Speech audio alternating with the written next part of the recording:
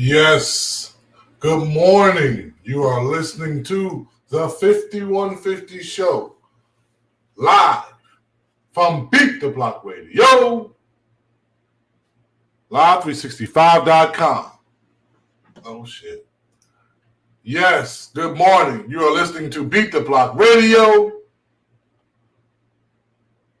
5150 show, live365.com. Man, it is Wednesday.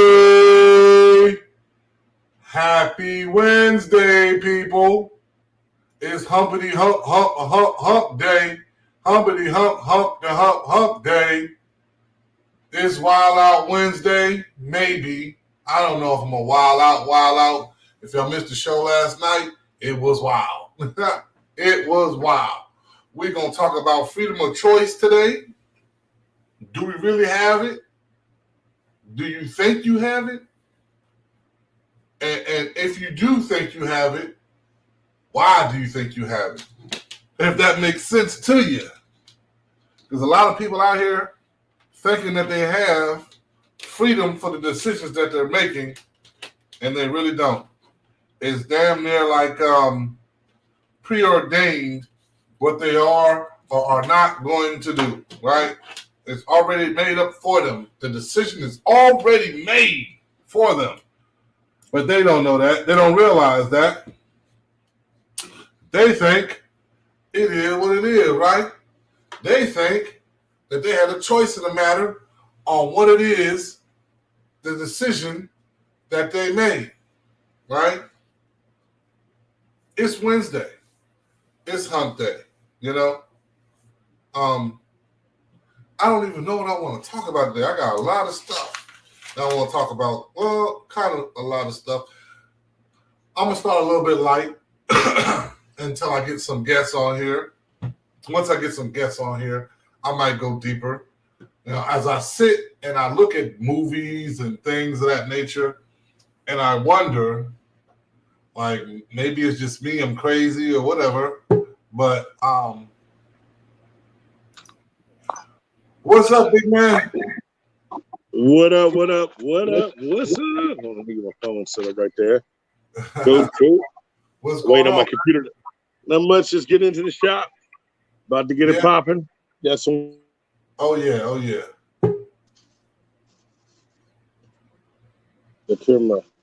Gotta turn my heater on real quick. Oh, okay. You gotta have heat, you know what I mean? Yeah.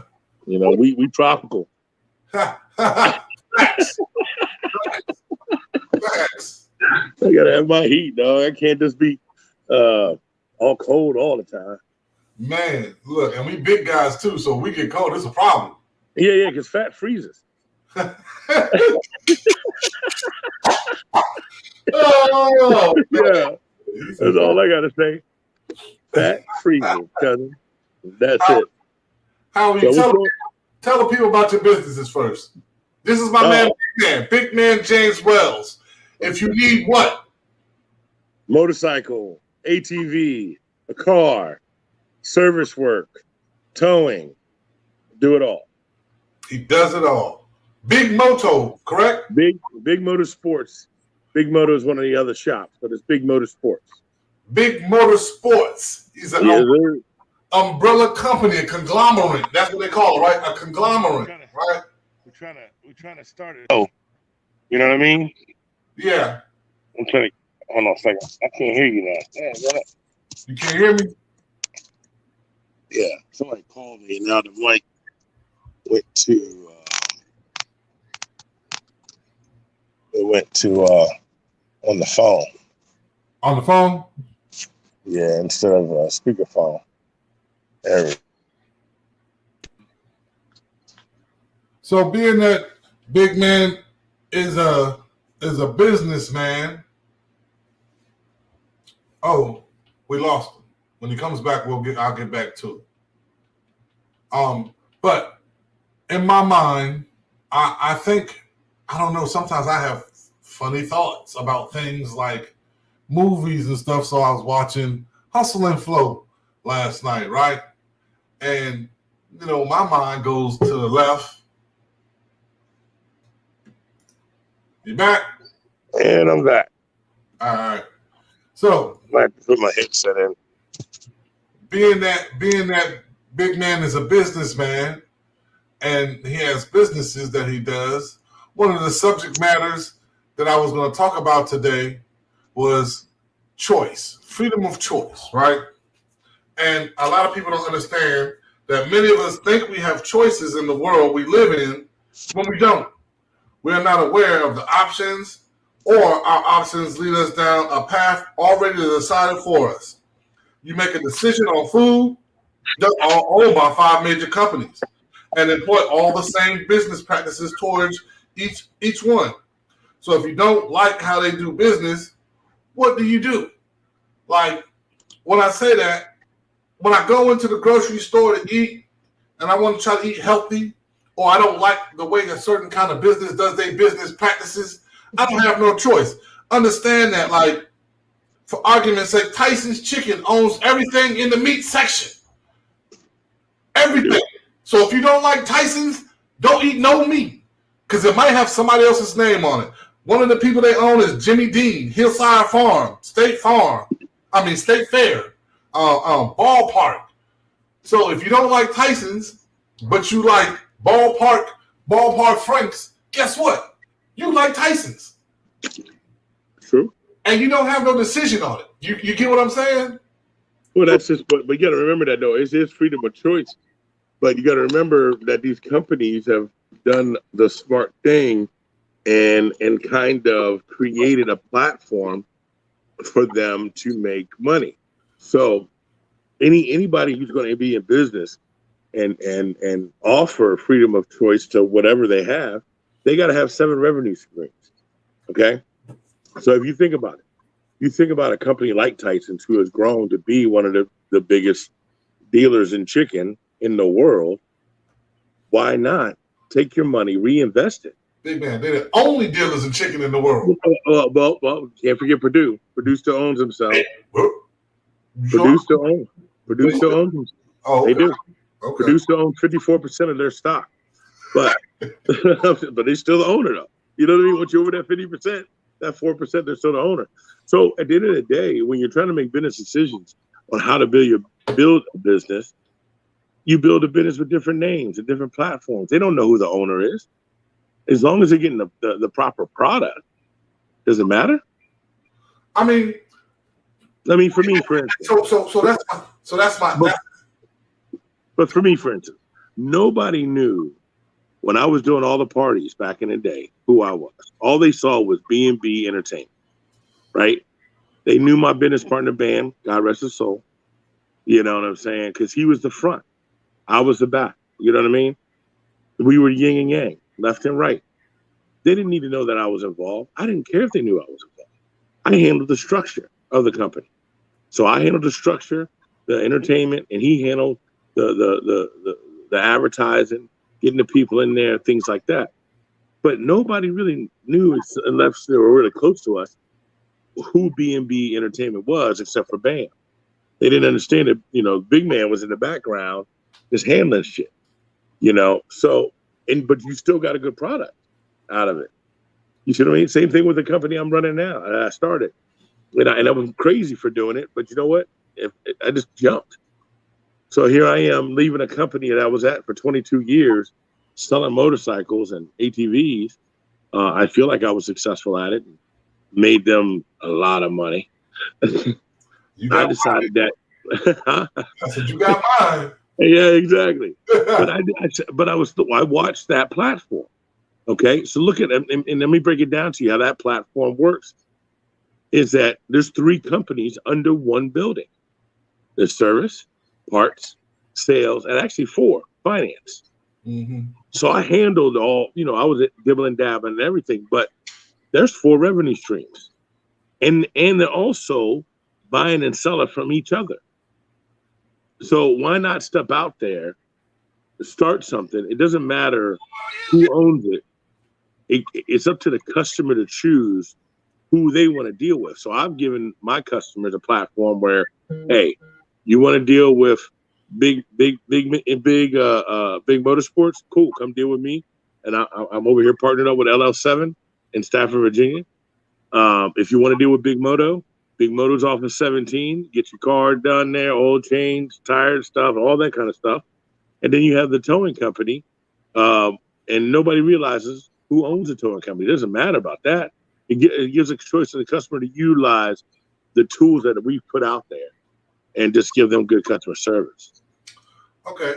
So being that you do have a lot of umbrella corporations, right? Mm-hmm. And I'm this is not geared towards you, okay? Yeah, no problem. So I'm gonna play devil's advocate. And when I say we have choice, that we have no choices in the matter of things, like just for the reason there's a reason why my example I put out there was food, right? Yeah.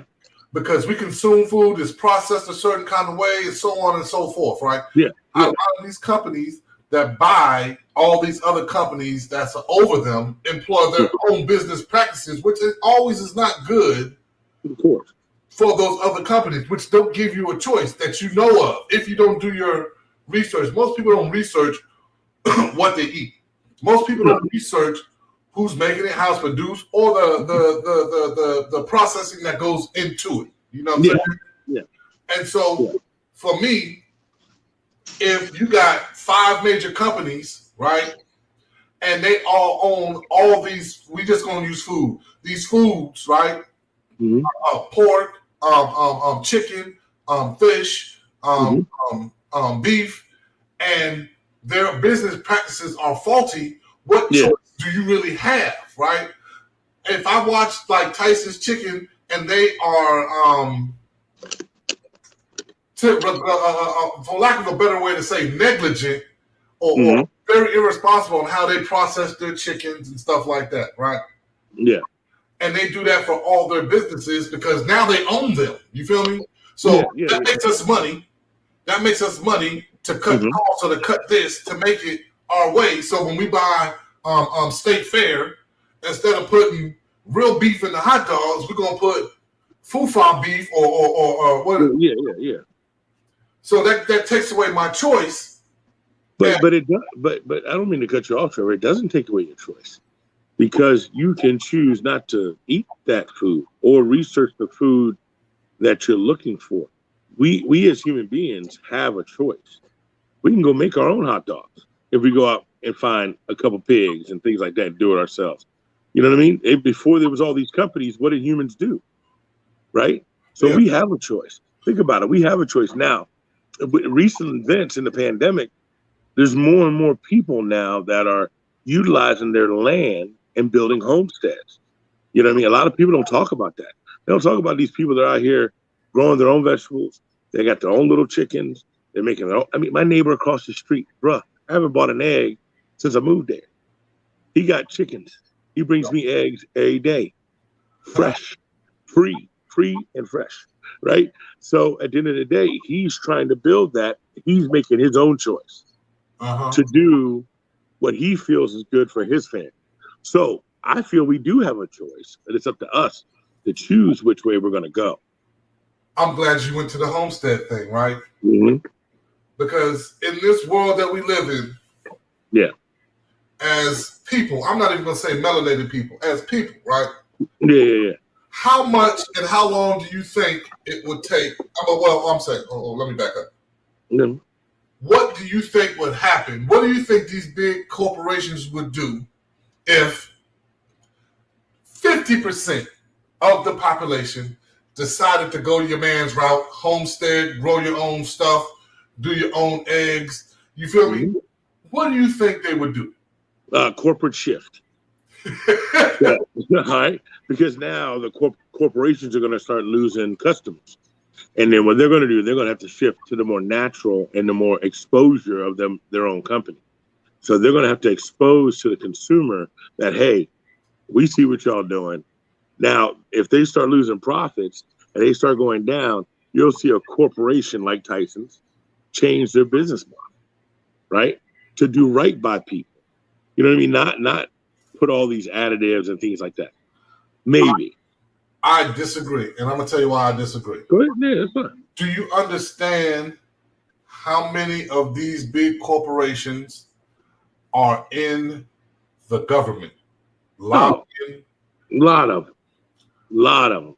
right? Not just government, but also the medical field. And also the medical field. And they are lobbying as we speak Yeah. to change boundaries Mm-hmm. for electoral votes Yep. so they can get their way. All the time. You get what I'm saying? All the time. So they can control the system. So they can control the system. Because that's all that I feel like that's all these corporations want to do. They don't care about none of the consumers. They don't care about us. They don't No, care about us. no, they're looking at a P&L. That's what they care about. They're looking at a P&L and a number. What did we do last year? What can we do this year? Are we going to increase by 5%, 2%, 3%, 10 or 15? But I'm going to be real with you. The choice is ours as people. Okay? So I used to think about this all the time. Remember when the big bailout happened? Okay? Yeah. And they were, first of all, why are you bailing out car companies? And then the biggest shark of all of them, out of all those companies, Capital One. All of a sudden, Capital One went from a credit card company to a bank. That's funny. Oh, so you're a bank now, so you can get this bailout money from the government, right? We read that, and it happened fast. All of a sudden, you see Capital One base popping all over everywhere during that bailout. Now, the only company that didn't take the bailout, which is one of the biggest companies in the world, was Ford Motor Corporation. They did not take a bailout. And what I was thinking at that time with the bailout, I'm like, why are you bailing out the companies and not the people? So if you take all the money, right, that they use for all those company structured bailouts, and let's say you give every homeowner a cut of that, you would increase the economy. You see what I'm saying? Let me let you understand something. Last couple of years when they was doing all these PPP loans and all this stuff, understand that the people, most of the people that needed it didn't get it. Most of the people that got it were already rich, didn't need it, or politicians that had business ventures in companies under their names, and they were already the richest Senate or they were already the richest politicians in the Senates and stuff already. Yeah, and so now they just got more money. If they structured right, they got it for free. And it was our money. I get it. And we got zero zip zilch. Nothing. Trust me, the PPP loan was I had an acronym for it. I never wrote it down, but it was good for the time, for a little bit. But like you just said, there's certain people that shouldn't have got it. Right? There's a lot of, and like you said, the small businesses didn't get it. And then if they did get it, the calculation system on it, which a good friend of mine is an economist, and he even said the way that their formula is ridiculous because it does not do anything to help out the small businesses. It doesn't do anything. All it does is put them into a worse situation if the small businesses can't comply to the rules. Or what happens is they change the rules in the middle of the process. They give you $50,000, say you don't have to pay it back if you do it this, and all of a sudden in the middle of the process, no. You actually have to pay that back because you didn't comply to this, and this, which you didn't know in the first place. You know what I mean? So I agree with you on that. But when we're talking about freedom of choice, though, you're right. Governments, big companies put us into a barrier where we can't do anything. But we can. But we have to do it in the masses. One person can help. But a million doing the same thing, what are they going to do? Let's put it 95. Even though 95 is a parking lot all the time. If every person is speeding on 95 North, what are the cops going to do? They're going to grab who they can. They ain't going to get all of it. They ain't going to do shit. When the pandemic was kicking off, like in the middle of the pandemic. Oh, it was the Autobahn. It was the Autobahn. Bro, it was the Autobahn. I was getting to work in 6 minutes. Yo, I used to be on the highway doing 90, 95. And I'm the slowest one. Yep, and the cops is whatever. Yeah. Guess what? They get a paycheck. But that's the when we're talking about freedom of choice, there's so many levels to this onion that you just put out there. You know what I mean? It's a peel back one by one situation, because each situation is going to be different. But the main situation that you said is we have the freedom of choice, though. Mm. We can do whatever we want for ourselves and our family if we step up and do it and not just follow. But see, my thing is, we do have freedom of choice, but is it really freedom of choice when it's like every road that you're trying to go down is leading you to the same dead end? Is it really freedom of choice though?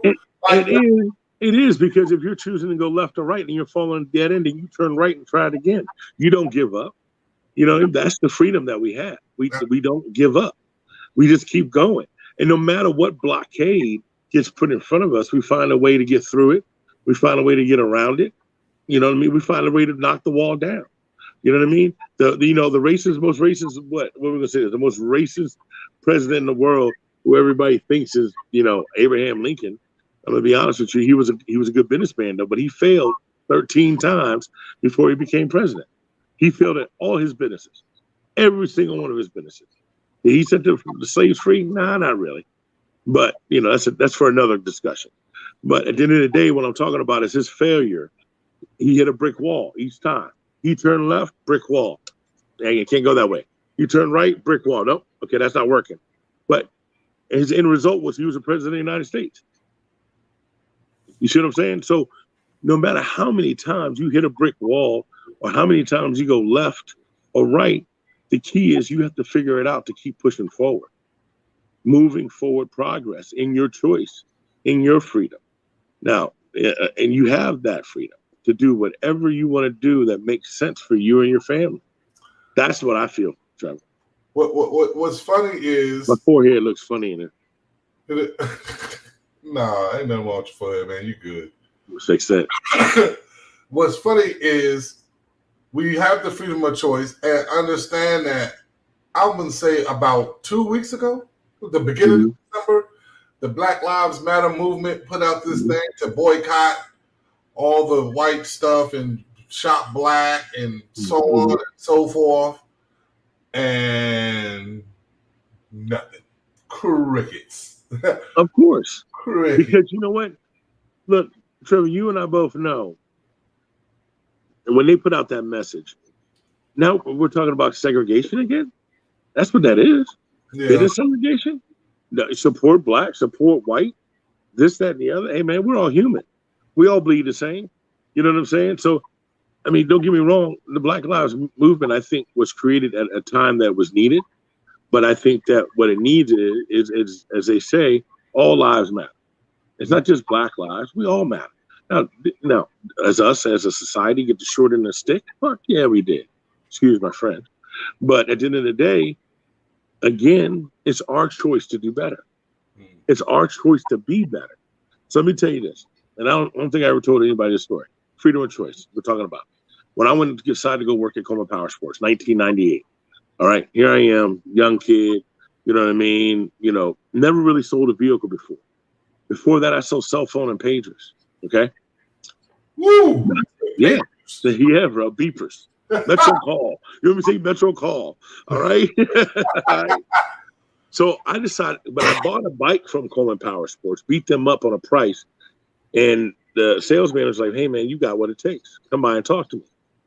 Came by, talked to him. Name was Paul Henstridge.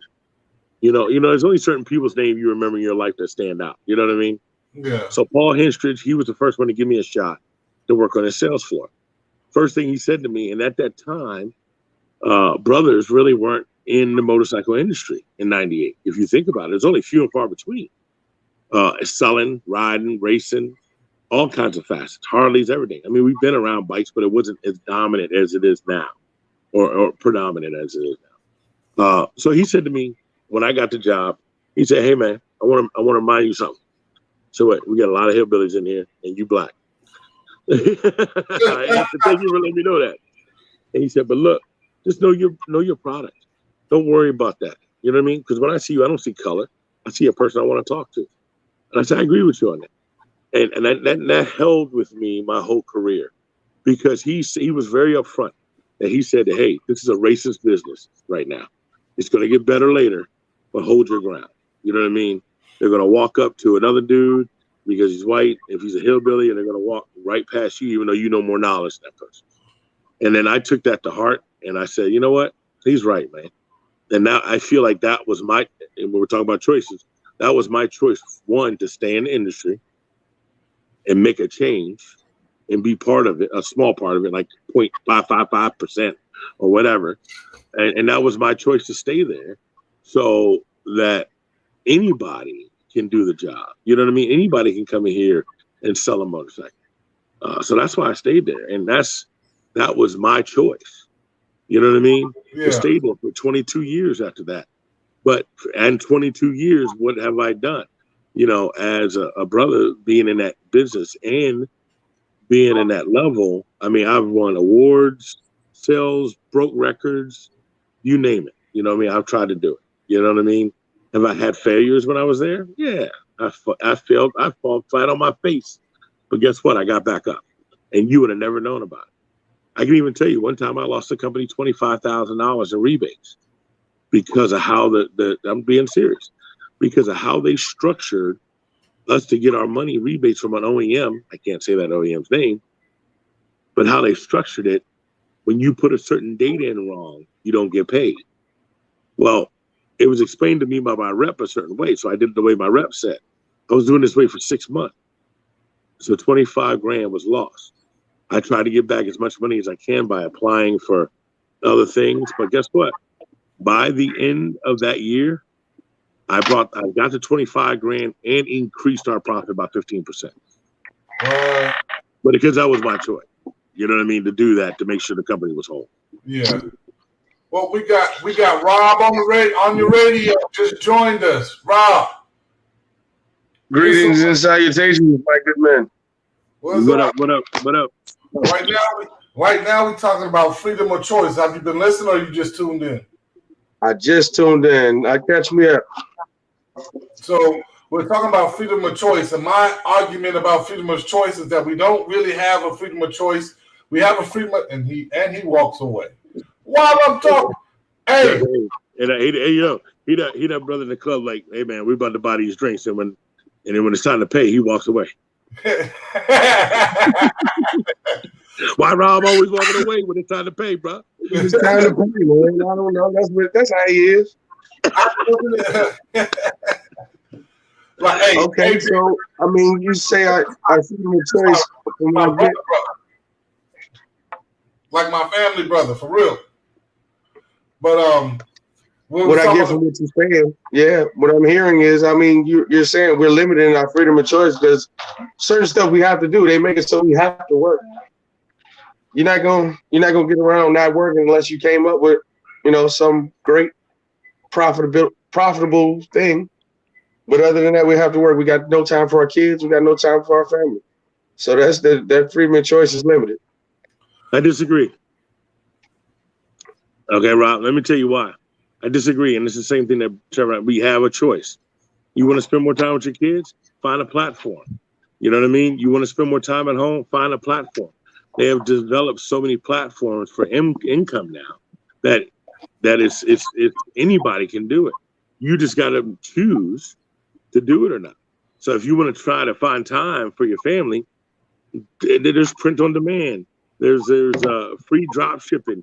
These people transactions make money, and there's a way you can find a platform so you can spend more time with your family. There you go again. He left again. You see, you about to pay for the drinks.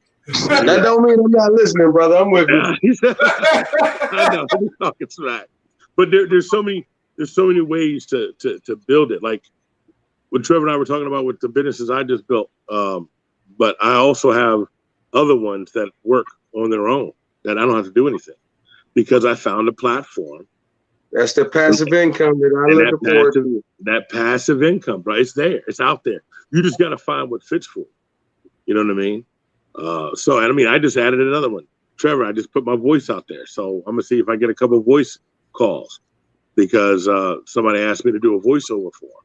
So I signed up with voices.com and we're going to see what happens. That's another passive income. I can sit at home, talk on a microphone for, I tell you what, I'm going to be a Hold on. Voices.com? Yeah. I'm gonna be a hand model. They're gonna but there's so many ways out here that we can make little money, you know.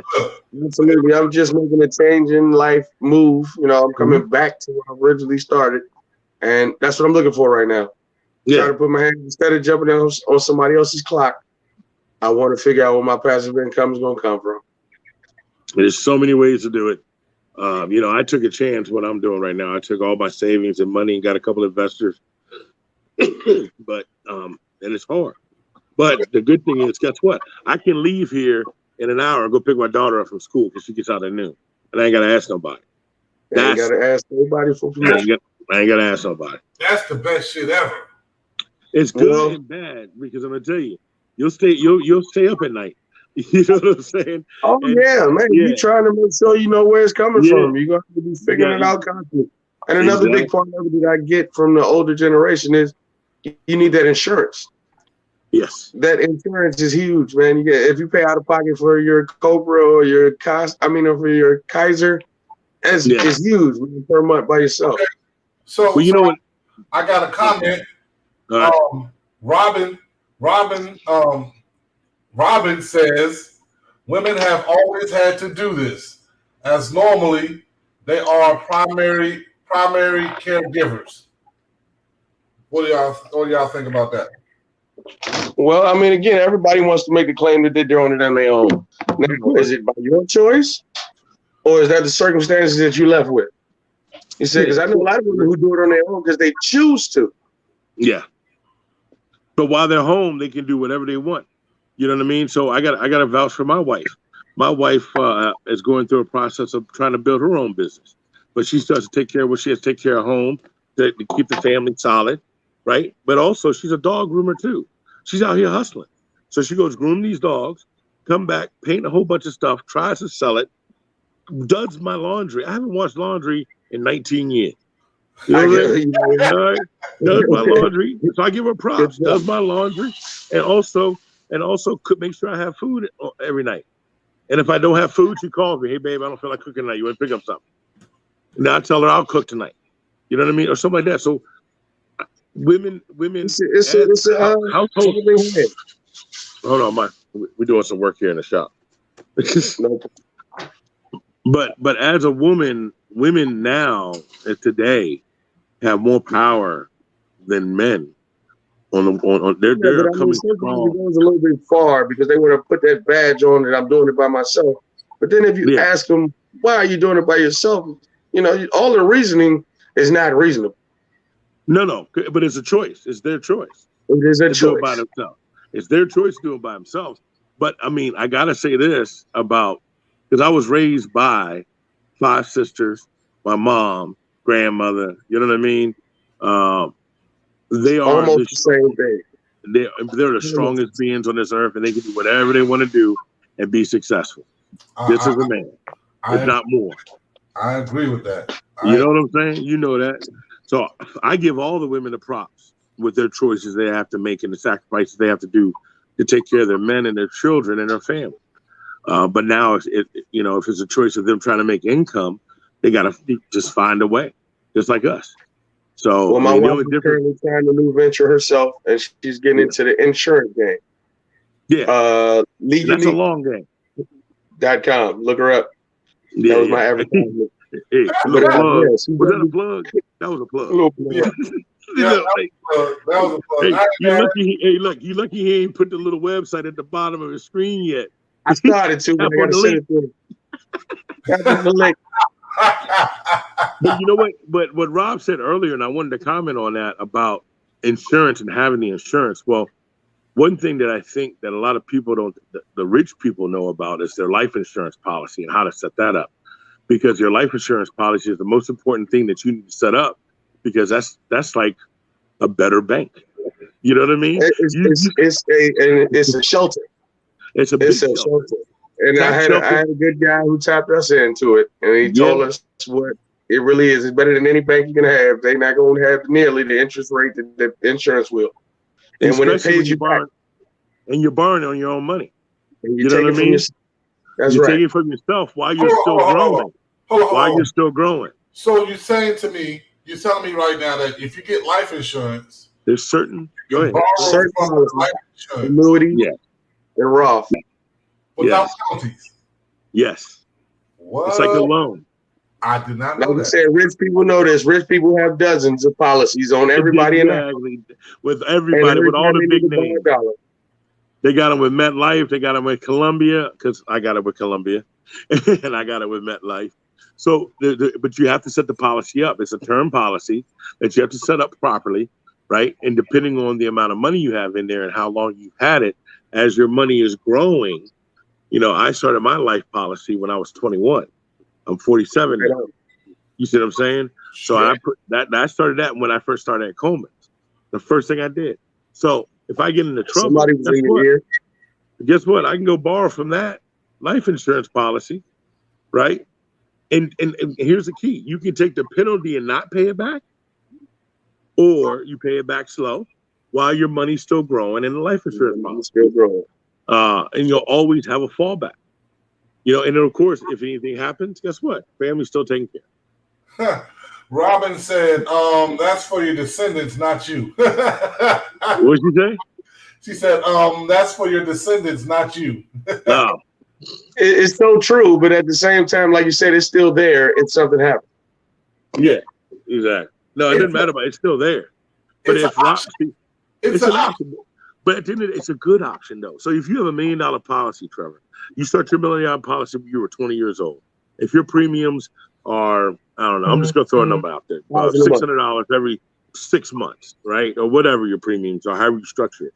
When you get to, if it matures half your life on this $1 million policy, depending on the market, you might have 30 grand sitting in there, 40 grand sitting in your life insurance policy. Because it has to give you Yep, and it has to give you so if you die, the death benefit is $1 million, right? But the life insurance companies are collecting money so they can get you to the $1 million. So when you die, they've made money off of your money, but they leave it in this account so you have money anytime you need it. Huh. So look into it, man. You should have that. You should have that. You should have that. Look, I probably need it, huh? We talk about me, I probably need it. Hey, man. I think everybody needs it. Everybody needs it, man. You just gotta educate yourself on it. That's it. You know what I mean? I learned something today. I did not know that. I thought life insurance was life insurance when I die. Whoever I have on it gets it. My kids. Yeah, that's the same. That's the I'm same. gonna get the sister-in-law to you right away. Post date. She's on her way. She's coming back. We're gonna get you signed up. Get me signed up for something else. Because that's the best. But like I said, you said it the best. The rich people use it all day, every day. Mm-hmm. And another bad thing that we have, and it's at our disposal, is the debit card. That debit card is just like money in your hand. You giving it away. He said, on top of whatever your transaction is, your bank charge you for it. Whatever it is, the transaction fee for the transaction, they charge you money for it. So that nickel and diamond. And then at the end of the month, they give you that 12 cents for whatever you do have in their bank. Exactly. It ain't nothing. It's nothing. Nothing. The best thing I found the bank. I recently opened an account in a California bank. I'm finding out now, you try to use that card here or anywhere else, and they're going to charge you because there's no banks here for that place. Exactly. At the same time, I opened the account because they gave you a 3.9% interest rate. Yeah. But the tick is you can't have more than $1,000 in that account. Exactly, because they don't want that compound interest to pay back to you. They want to keep the money. So the best, and what Rob's saying is, Trevor, here's another thing. This is about choice. He's talking about the banking system. One thing I've learned from a couple books I've read and things like that, especially this one guy, I can't remember his name right now, but he's a Christian that preaches money out of the Bible. Okay. Because you know what I'm saying? You know what I mean? But he's right though. He got a nice house somewhere, don't he? He does. And look, and he didn't even use his credit to get it. And he doesn't use debit cards. He uses credit cards. Credit cards are the safest form of currency. Think about it. Somebody steals your credit card, you make a phone call, Boom, those are my charges. They're gone. You know, you see what I'm saying? You pay those things off. You're monitoring your money easier. Your debit card you're using is taking your cash out, right? Instead of building that cash for 30 days, paying that credit card off at the end of the 30 days because you just keep using credit card. You just flipping it, but you're using the credit card, and then you're building trust with that credit card company where they're going to give you free shit. That's right. Where you can call in and say, hey, can y'all book me an airline ticket? And I need to say, you know, That's Mr. right. Wells, you have all the points. We're going to get your airline ticket for free, and we'll get your hotel And paid with money the out of your points. pocket. No money out of your pocket. Just by using a credit card and paying it off. If you pay it off in 30 days or even 60 days, you're saving on the interest right there. Well, You know what I mean? But like you said, they'll pay it off in 30 days. You got to pay it off. But see, Pay it like, off we're in talking 30 about days. choice. Like here, now you didn't like. I see you, Trevor, on your face. You're like, damn it, why the fuck didn't I do that back in the day? Because it's a choice. It's everything we're talking about is a choice. I've never been a credit card. I've never had a credit card my whole life because I don't like dealing with things I cannot see. You can see it now. You can see it on the app on your phone. All the information is there. It'll show your spending habits. It'll categorize your spending habits. Yeah, Your financial education is huge. He said, because I remember the point in time where I had a checkbook, and as long as I had checks, I had money. He said, even if there's no money in the bank, I can still write it. Exactly. So again, you got to get past the financial ignorance and move into education. Mm-hmm. And once you get to that educational part of it, then I'm saying all those little extra perks that come along with it. And I can only tell you in the recent 6-7 years that I become a believer in the credit card system. Because I said that I'm not so much that I couldn't see it, but I said at the end of that 30 days, am I actually going to pay it back? Exactly. But now I know you better pay it back. Because, and again, freedom of choice. It's his choice to either pay it back or keep paying for the next. Because they structure your credit card payment to be almost 65 years in some cases to 30 years. Longer than the mortgage. Longer than your mortgage. Now you're talking about transactions that are so minute that they're making interest on, and if you multiply that by 60 billion people, they're making some serious dough. They want you to pay it back slow, but if you get, like you said, if you get savvy in the financing, you can take advantage of their own system for your benefit. So you'll always have cash, you'll always have cash flow, but you're using the credit card while you're building your cash flow. Correct. Okay, so Robin says, but what about making the money in the first place? You have to go get your hustle on and make the money. Of course. Why aren't you at least doing consulting instead of dreaming? Well, I'm not sure what Robin's hang-up is or who she believes she's talking about, but I mean, yes, you have to make the money. Hey, there's no way around that part. Yeah, but no. Well, or are you going to make the money, and once you make it, what are you going to do with it? Are you going to let it work for you, or are you going to work for it? That's how you got to think about it. So if you're going to go out there and make the money, so let's say to Robin, does Robin know how much she should put away if she's out here working, so she can become a passive income person? Where is she putting 30% away of her check? Is she putting 50% away of her check to start building? I think Robin might be passive aggressive versus thinking about passive income. I don't know. Sounds like she got to steal from somebody. Because what I learned over the last 10 years, and I'm gonna tell you this, I learned this from a Jewish guy, so you know it's real. Okay, and two things he said to me was, James, every time you get paid, you put 30% away. I don't care what you owe. I don't care who you pay yourself first. Doesn't matter. Pay yourself first. You earned it. So put that away in a savings account. Even if it's a low yield or a money market account, something, just put that 30% away every time you get paid. Trevor, why you always wonder why I always have money? Not just because I hustled and grind, but I decided to listen to this Jewish guy. I put 30% away. You know what I mean? So when I decided to start this business and all the money I saved, I didn't have to go ask for too much. You see what I'm saying? So I could rebuild my own money. I'm really borrowing my own money and putting it into a project to make money. But what do you say to the people that are listening on the radio that have no money. What do you say? And I'm not trying to insult anybody with what I'm about to say. But what do you say to the person that has hella kids, that works at McDonald's, and that can't put that 30% away? McDonald's paying $15 an hour right now, player. I might leave here and go there and flip burgers again back in the day. I don't want to hear that. California minimum wage is 18 now. Yeah, it's 18 in California. It's 15 in DC.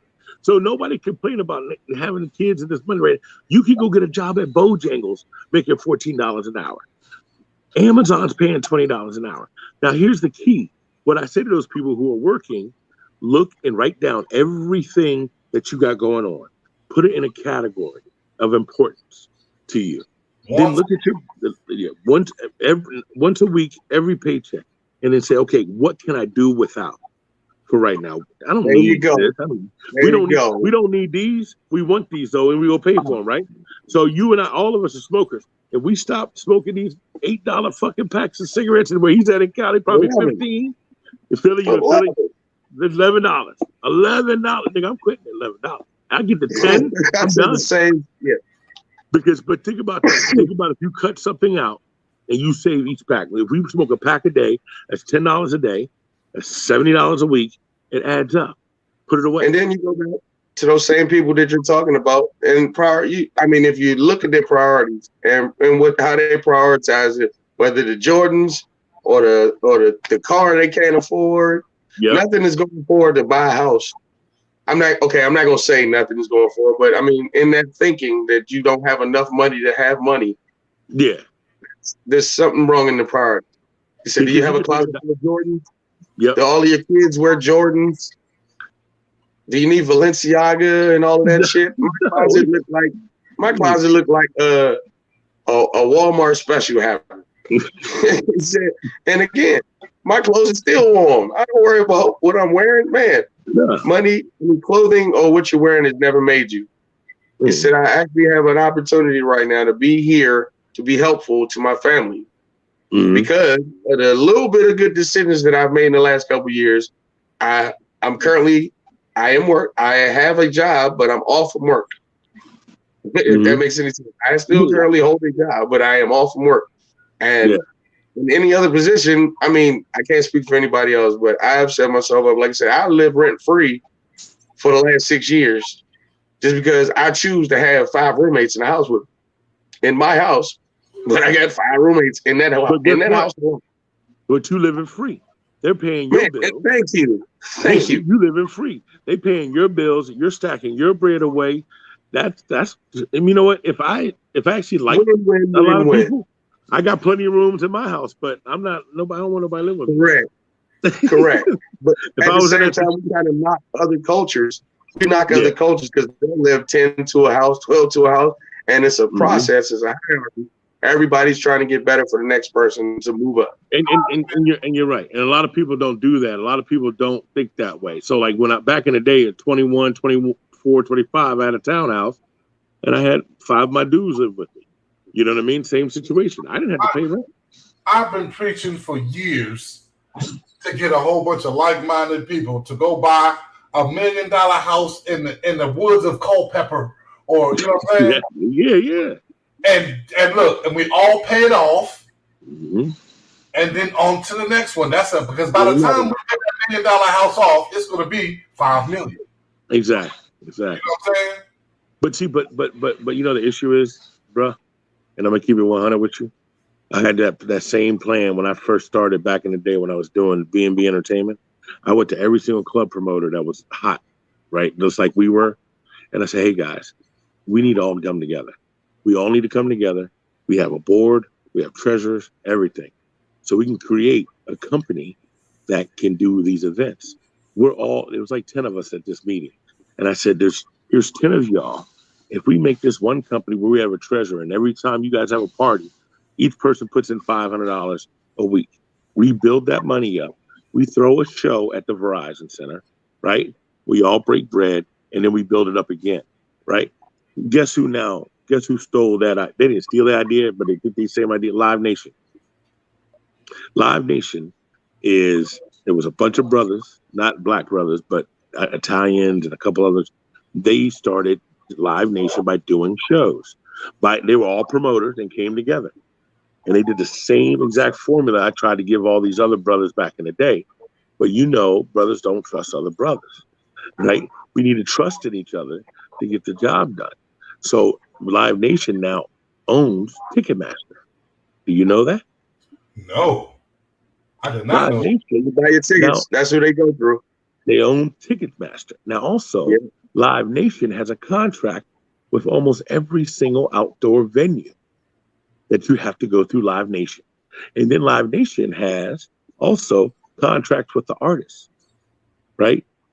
If you notice, every time Beyonce played, it was a Live Nation show. And they had a contract with guaranteed money and they'd handle everything. That's called coming together. But not enough people think open-mindedly or are willing to take the risk to try to do something like that. They just don't. I think it's the part of the judgmental. It's a whole. Well, we understand about the person in the backstory for 400 years, and it was taught to us like that. Mm-hmm. However, it's up to you to get over certain shit by yourself on your own. Yeah, you're right. This is my thing. This has always been my thing. My thing is, if you come together as a group, some people are better at other things than others, right? Cool. So if you have a group, it's like the Justice League. You feel me? You got it. You need a Batman, you need a Superman, you need a Wonder Woman. They all specialize. Aquaman, that's the water guy. You feel me? Yep. I'm with you.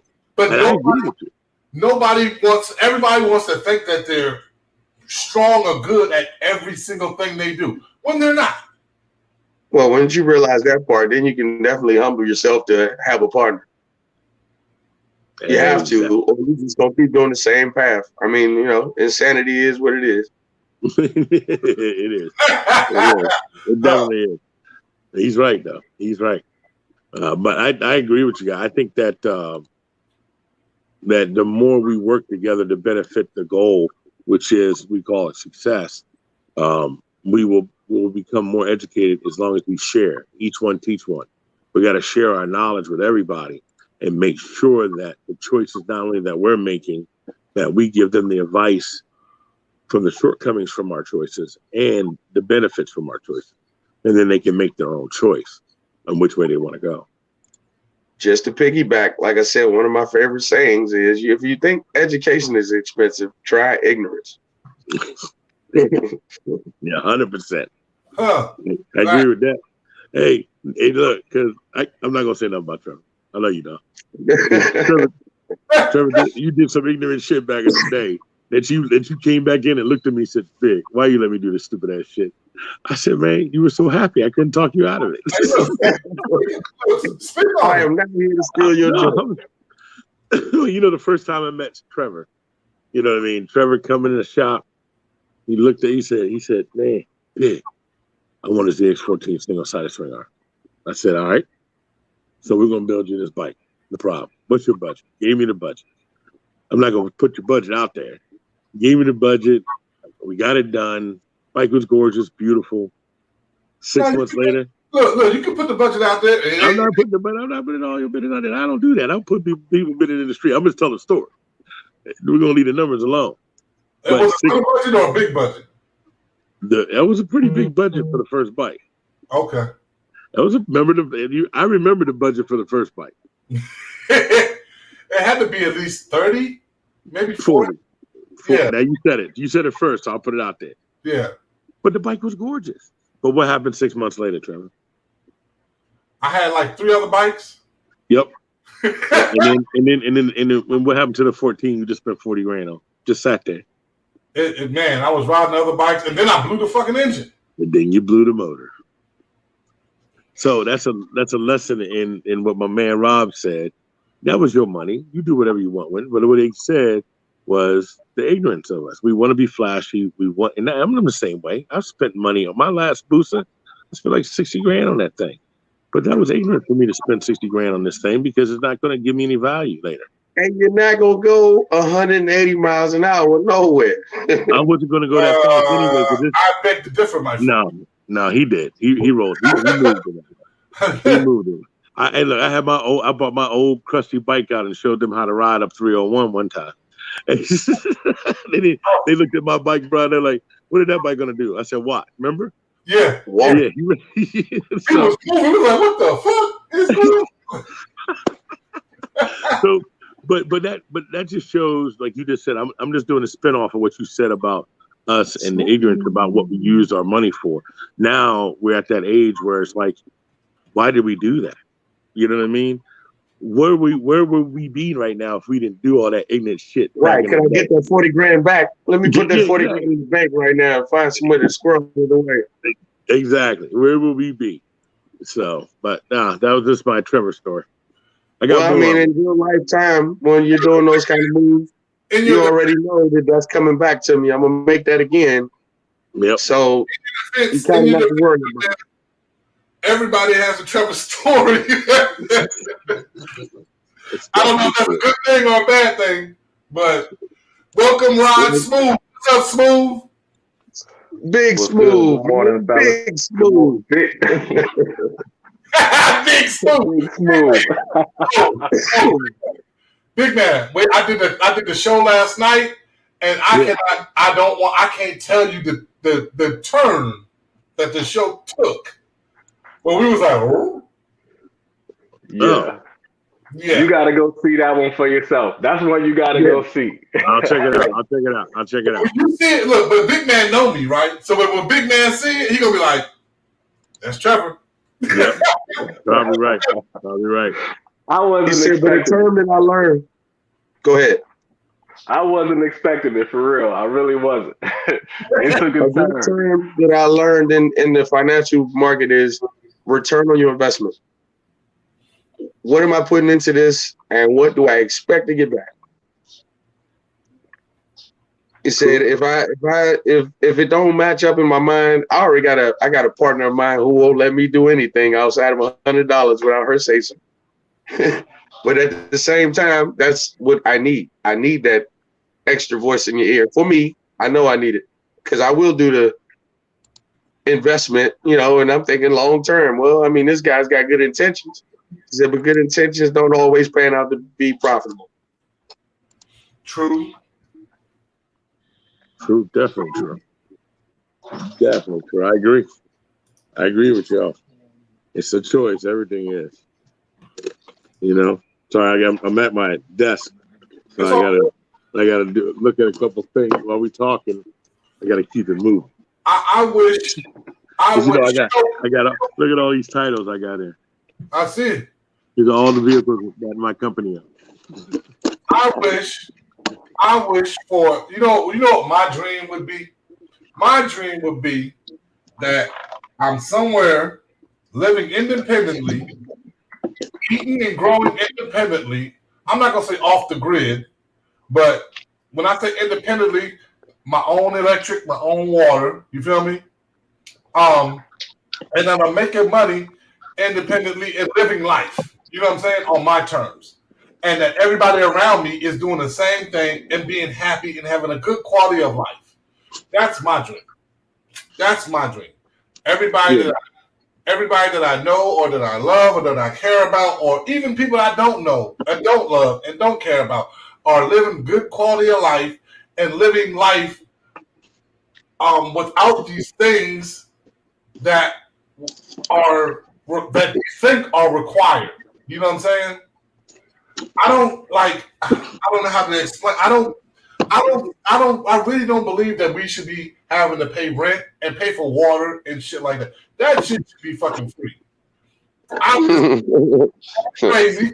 I know. You might as well move to India. Not about to say. No, shit ain't free in India neither. Nigga, I've been there. They look. You paying some kind of way. Ain't nothing free nowhere. You can move to the most remote place in America, and they're gonna find a way to tax you, or to make you pay for it, they're gonna find a way. Right. He said, well, again, just to go along with the question, that is a system that we are subscribed into from the start. The minute you get a social security number, you have become a part of the system. Facts. Yep. Oh, all day. Not just And part of oh. the system. You're being traded by the system. Correct. And don't let me start talking about the Social Security number shit. I won't even go down that rabbit hole right now. That's a big rabbit hole. But again, I found out some stuff about it too, and it dictates a whole lot. Or it tells a whole lot about a person just from reading them 9 numbers. 8 numbers. Yeah. Well, how many numbers in that damn thing? It's 8. Nigga, y'all count it out. It's 9. It's I know about it, yeah. I never count. I don't never count. It's the last 4. Last 4, that's all you need. That's it. So what's going on, Smooth? What you got? Man, I was just gonna say that, you guys hit on a good point in the fact that you were kind of born into that need for growth, and then so it kind of brings your view into subjectivity, right? Where you want your view of sustainability, not off the grid, but your need for not that utopia, but what was the word you used for your sustainable living? Off the grid? It wasn't off the grid.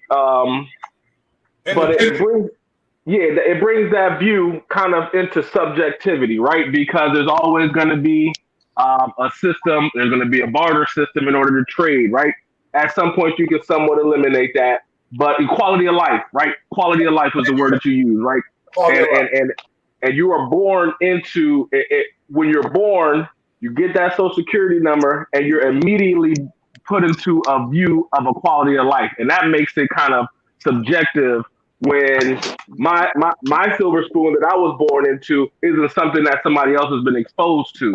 So it brings that quality of life into subjectivity, right? You can lower that gap. You can decrease that gap when you say that, hey, everybody here is getting vegetables, fruit, vegetables, and you're gonna have fun.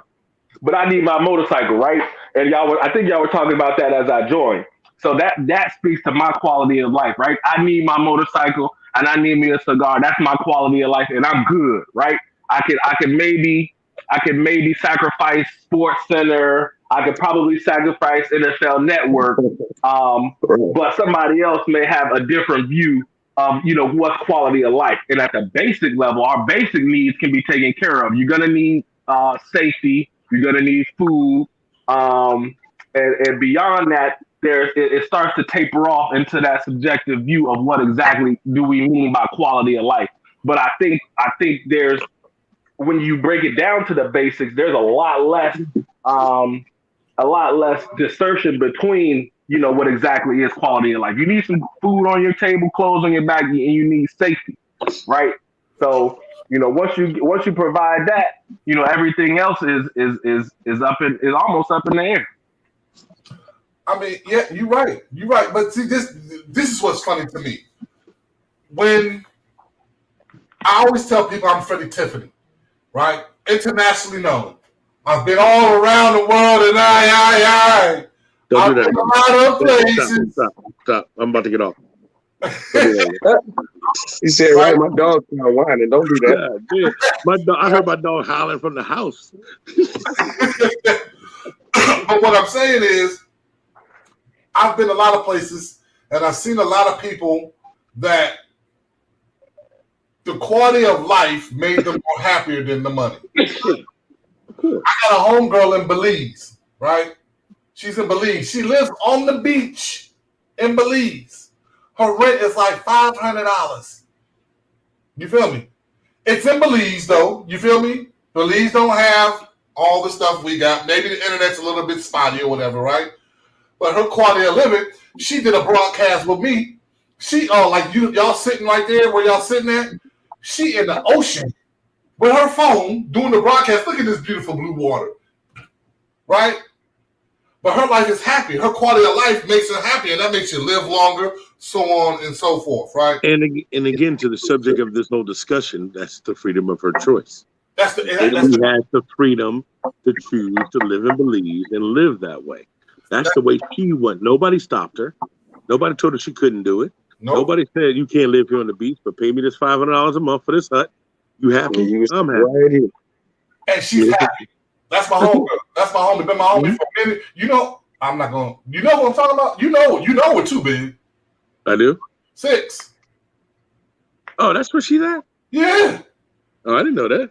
But I'm not gonna get into any more discussion. Yeah. Oh. Hey, look, but she's always. But you know what? That's that one person that's always going their own way, right? That's the one person I can say that that I enjoyed dealing with her on a business level, and we became friends. But she's always made her own choices, whether they were right or wrong. It was her choices and what she wanted to do. Even when she bought that stupid ass Booster trailer for a fucking Booster. And I was like, why'd you buy this? It's cute. Who gives a fuck? It's not going to work. Right? But it was her choice, and she did it. So, mad props to her. I was wondering, I saw her post here and there. I was wondering where she was at. But mad props to her. Look, just like me, we all got a choice. I like controlled chaos. Right? That's why I do what I do. Because I enjoy it. I need it. I feed off of it. I feed off the input. I feed off the challenge of saying, you can't do this. Okay? Watch me work. That's what I feel about. That's what I need. That's my need. And that's what I enjoy. And it's not about anybody else. It's about me battling myself. Right? It's me in my mind knowing that somebody did tell me I couldn't do this. Now I can either believe them or I can believe in me. Oh, there it is. I'm an option 2 all day. Option 2. That's why the freedom of choice is very important. And Trevor, I still got to say we have freedom of choice on many levels. It's just what direction do we go into? I mean, I agree with you. Hey man, why you just sound like Eddie Murphy? I want the knife, please. I agree with you. I agree with you that we have freedom of choice in theory, right? But I still believe that there's other predetermined things where it doesn't really matter what your choice is. It's still going to lead down the same way. But you can still make that choice. I understand. The blue pill or the red pill. You know what I'm saying? Yes. Are we in the Matrix? You know what I mean? A lot of people look at that movie as a movie, but that movie is talking about life of society. That's right. Okay. So when you look at all the things that you have a choice. It's a lot of movies like that. No, I agree with you, but I think Matrix describes it almost to a T of the systems and levels that are in our society today. If you actually break down that movie and listen to everything they say, watch it again, and especially when that Ramadan says what he says in the subway, when he says to Neo, "Hey, love is a word."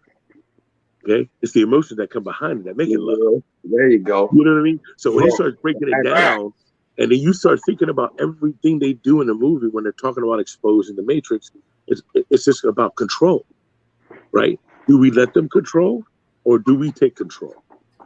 Well, we have control of us in this present time right now. We have control. We can choose to go do something and go work for somebody else, or we can choose to sit right here, have a conversation with good bros, and try to find a strategy to make money to keep our freedom of choice happening every day. While we're talking about go off of what Trevor said, though. Sorry about that. Go off what you said, though. An old wise man once told me to go with what you were saying. Sometimes you have to kiss ass before you can kick ass. So to get to your choice, you might have to go through something for somebody else before you can actually do or make your own choices. Yeah, 100%. I agree. I gotta speak to that because I definitely admire not only yours, but that young lady you said was in Belize. I have to admire, that train of thought, right? Because growing up, I was given the blueprint, right? My blueprint was specific to go to school, do well in school, go to college so you can go get a job, right? And that was given to me by my military father and his constituents and counterparts, right? So that's the model that I followed. Exactly. My homeboy. Yeah, go ahead. No, I was going to say, but when you went to college, are you in the same field that you went to college for? Absolutely not. Absolutely not. That's all he did. Before you continue, understand that I've watched the statistics on college graduates and master's degrees and stuff like that, because my mother didn't graduate from high school when she had me. But by the time she passed away, she had 3 master's degrees and 2 PhDs, right? And the reason I say that is that 80% of the people that went to college and got the degrees in college ain't making no money in that field. Yeah, what I'll say to college, that college taught me personally, college taught me how to learn best, right? I don't learn best in the classroom setup, and that's a whole nother tangent, right? I ain't gonna go down because I have a huge gripe with education, right? College, I don't learn the best in the classroom setting. I said on the last podcast that the best learning for me, the best 3 learning styles for me is an example, and example, right? It taught me how to learn, how I best learn. You know what I mean? So that's not directly applicable to my line of work now, but I do have YouTube to go to when I need to learn something and need to learn to apply it, right? I can retain that information from YouTube and directly apply it over and over again. So that's, but I say that to say that I like I said, I admire that train of thought because I was given this particular blueprint that kind of set me up. So now I know how to learn business. I know how to learn IT. I learned in order to kind of make a difference, right? So it's very interesting, and I have to commend you all for having that entrepreneurship. Even you, big dog, I gotta commend you for having the gall, having the audacity to step out on something that on your purpose, right? And I took over a job for this for a dude at work, and he stepped away to pursue his art gallery up in Philly, right? Got a nice, smooth art gallery, real nice, first of its kind, first African American art studio in America, right? The first one, he did it in Philly, and I stepped in there. Oh, I gotta help you out. He's not the first. He's not the first? Nope. Okay, good. Correct me on that. Because you guys want a laptop? You want a laptop? Yep. Yes. Right. So the first actual Black-owned studio is the Studio of Harlem. Okay. And the reason I know this is because Trevor knows this. I don't talk about it too much. My grandfather was a very popular artist. His Howard University's art gallery is actually named after him. So, right. So I'm saying this also. So when your guy needs some paintings that he wants to put in his art gallery, my fee is very cheap, but the name is strong. So this is another hustle. You feel me? This is another hustle. I got half of his artwork. Put that in the chat for me. He said, so with that part, he said, put it in the chat if you could. Hold on, the speaker went out again. Even from college, though, is there just like their first 12 years of school. It's there to teach you how to learn. It's there to show you how to learn. Because we went through all of the years of school, and I tell you, I wasn't exactly the model student. I did good. I wasn't a failing student, but I did good. But my parents pushed me to learn this education, this history that they wanted to teach me, only to find out that, You talking? and forgive me if I'm saying it incorrectly, but only to find out that this is not my history. You know, as an adult, now we're going back and we're saying everything that they was teaching us was a goddamn lie. But my parents got mad if I said that this don't sound right. You said, no, you sit there and listen to what they telling you. Damn what you think. Yeah. So now you grow up in the world, so you got to take a different understanding from it. I was in class to learn how to learn.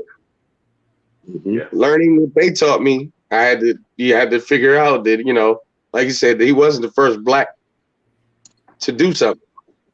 He wasn't the first, it wasn't discovered by all these European men in front of us. All of these names and all of these historical landmarks that they're taking down now. But that was the history that we had to learn if you wanted to be applicable in this world. Mm-hmm. If you wanted to have some type of future in this world, you had to learn from the person who was giving you the test. Mm-hmm. You know what? I think it is funny. But we gotta let homeboy finish his story though. Don't we? Okay. And my point with that was I stepped in there and I asked his assistant, who was an 18-year-old girl. I think she was like 22, right? Never had a serious job. He gave her her first serious job, and she was opening up a studio right next door, right? And I'm thinking to myself, because I just told you my background, I had a particular blueprint that I plan to follow: school, job. And I asked, and she was like, I never intend to get a serious job, never, right? But she's an owner to a studio right next door. I said, how do you have the audacity to live in your purpose, right? You're 22 years old. How do you even have the audacity to live in your purpose? You're going to sit up and tell somebody, no, I don't want to take this job because you have the goal to live in your purpose. How do you even get that, right? And it's only a challenging thought, because like I said, I didn't come from that, right? I grew up to go get a job, right? So I went to school for business, so I can run a business, know how the marketing side, know the IT side, know the number side, all of that. But she's actually doing it, right? She's actually doing it. I'm doing it for somebody else with 4 screens sitting here in front of me, and she's actually doing it for herself, as a young girl. Well, I mean, that's the thing that I think the pandemic and all this being inside helped people with making money, not having to go to work, and finding other alternative ways to get money, and figure out that, hey, I don't have to go to the actual office building, right? I was watching, a news thing came across my feed today, as I looked at subjects and stuff like that, right? And they was talking about how the Omicron and return to office and all that stuff is blowing up, because these businesses figured out, and people figured out, hey, I don't have to leave my house every day to go get money. And then the businesses figure out, hey, it costs us less if y'all stay home. We make more money. We ain't got to pay no rent. We ain't got to pay no leases. We ain't got to pay for a parking garage. Right. We would rather pay you this much more in order to decrease our real estate overhead, decrease our connectivity overhead, and all of that sort of thing, and we're going to reduce our carbon footprint up and down I-95 by letting you stay home. You know what I mean? That's right. Your expectation is going to go up, because now you don't have a 4-hour commute each day back and forth, 2 hours to and 2 hours from. You know what I mean? So the expectation is greater. That means your productivity is greater. Therefore, I get better return on my investment by reducing my real estate input and all my overhead, and having you, because I can increase your pay just enough so that you get the best Wi-Fi at home. So then the expectation is greater. I'm gonna send you home with a work phone, so that if something happens overnight, we can give you a call. Don't worry about coming in the office. You can do it from home. It's just a quick check-in, we'll make sure it's up, right? And that means this much more in profitability and productivity, as opposed to you going back and forth, to the office. Hey, Smooth, would you give the credit to COVID-19? I would have to give that credit, right? My job has been remote, 98% remote since I started 8 years ago, right? But then there was an initiative to go ahead and reduce, the traffic on the highways by a lot of the major companies in the DMV area, because every year we're top 1, top 2 when it comes to traffic. You got to explain some of the things that you talked about before you know what I'm saying? I don't know what you say, ride share 98. I don't know what the hell that is. And some people don't know what that is. So you got to explain that first. So what I was saying was that around in the DMV, we're when it comes to those traffic reports, every year we're top 2, right? Oh, so my job has been remote. I've been working from home for 7.5 years, right? I've been to my office. I could probably count on hands and toes how many times I've been to my office in the past 5 years. You know what I mean? Yeah. So I've been working from home for that long, right? It's been 98% remote since I started. My department and a lot of the teams that I support have been remote as well. So in order to accomplish that, we've had to add different technologies to our work stream that will allow us to work from home, right? So now, when I go back to, a lot of the companies in the area are trying to reduce their real estate imprint to increase their productivity, right? They're trying to reduce your time in traffic because we're top one and top two every year when it comes to traffic in this area, right? So they realize, hey, we're going to increase our productivity by implementing these technologies to help you work from home, right? So now when he asked me, can I attribute that push to COVID-19? I can say that COVID put it over the edge, right?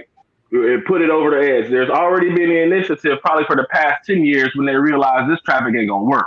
So everybody turned to look, how are we gonna get it work from home? But when COVID hit, and it forced us to go over that edge. So I have to attribute that push to COVID-19. Otherwise, they would have been stringing it along, trying to make decisions, slow people here, slower people there. But once COVID hit, and you realize that, hey, my business is going to shut down unless my people can still work. How can we get them to work from home?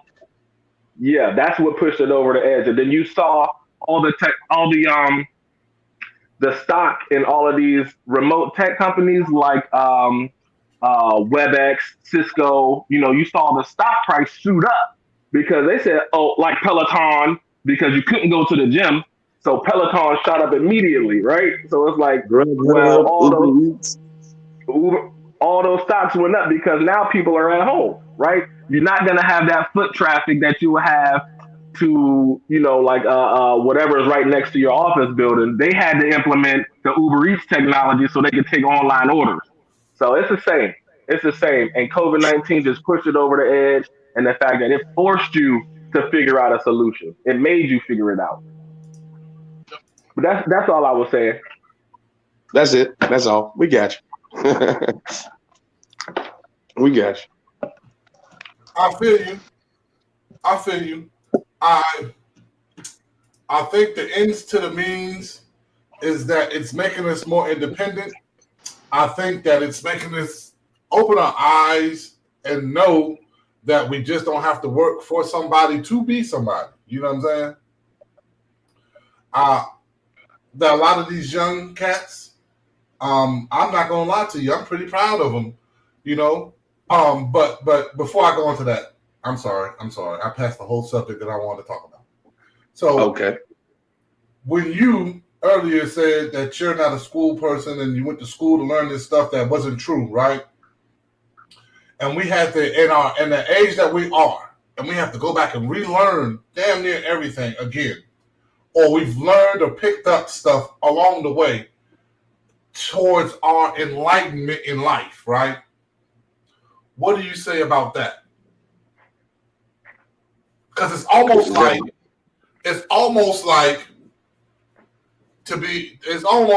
a kid coming out of high school or just going into college has more knowledge about credit and all that stuff because they teach that shit now. You know what I'm saying? They didn't teach us none of that stuff. They didn't teach us nothing about investing and so on and so forth when we was coming up. Just like Smooth said, it was the same thing. Go to school, go to work, and work for the rest of your life. Back then, the style of learning that we were accustomed to, the barometer of success was your ability to regurgitate on a test. It wasn't your ability to directly apply it, right? Yeah. Rarely did you go through those business examples where you were said to, okay, we all probably did it once, create a business, make an idea, create a business, right? How do you leverage credit? They didn't go that far, right? Okay, put up your supply chain. Talk about your hardware life cycle. Talk about interest, right? That's the biggest thing, and talk about taxes. You remember your first job, right? You go to Mom, I got the job. I got my first job. I'm going to Target. I got my first job. I'm working this many. So you start calculating. I'm working this many hours. They pay me this much. Okay, cool, smooth. 3 weeks go by because you don't get hired on that first week, the paycheck week. Exactly. That's it right there. That's a payroll sheet. So you get hired on and you work 3 weeks, and after that second week, they say you're gonna get paid every 2 weeks, right? You done work 2 weeks, you're like, where my check? Nah, you came on the wrong week, it's gonna be here next week. And so you're like, all right, so I'm gonna have 3 weeks on the check. So you finally go in there on Friday, get your check, pull that joint out, be like, okay. You get down to that bottom line, and you like, wait a minute, where's my money? Nobody ever told you I'm gonna say I'm getting this cut first. Every time. Every time. That's the biggest shock kids always have. Even I had that biggest shock. You work all these hours thinking your check is gonna be this, and Uncle Sam get his cut off top. You know what I mean? But it's from the beginning, when you get that Social Security number, you owe. You owe. Yeah. But they never even though they are going, as teachers, they're going through the same exact thing.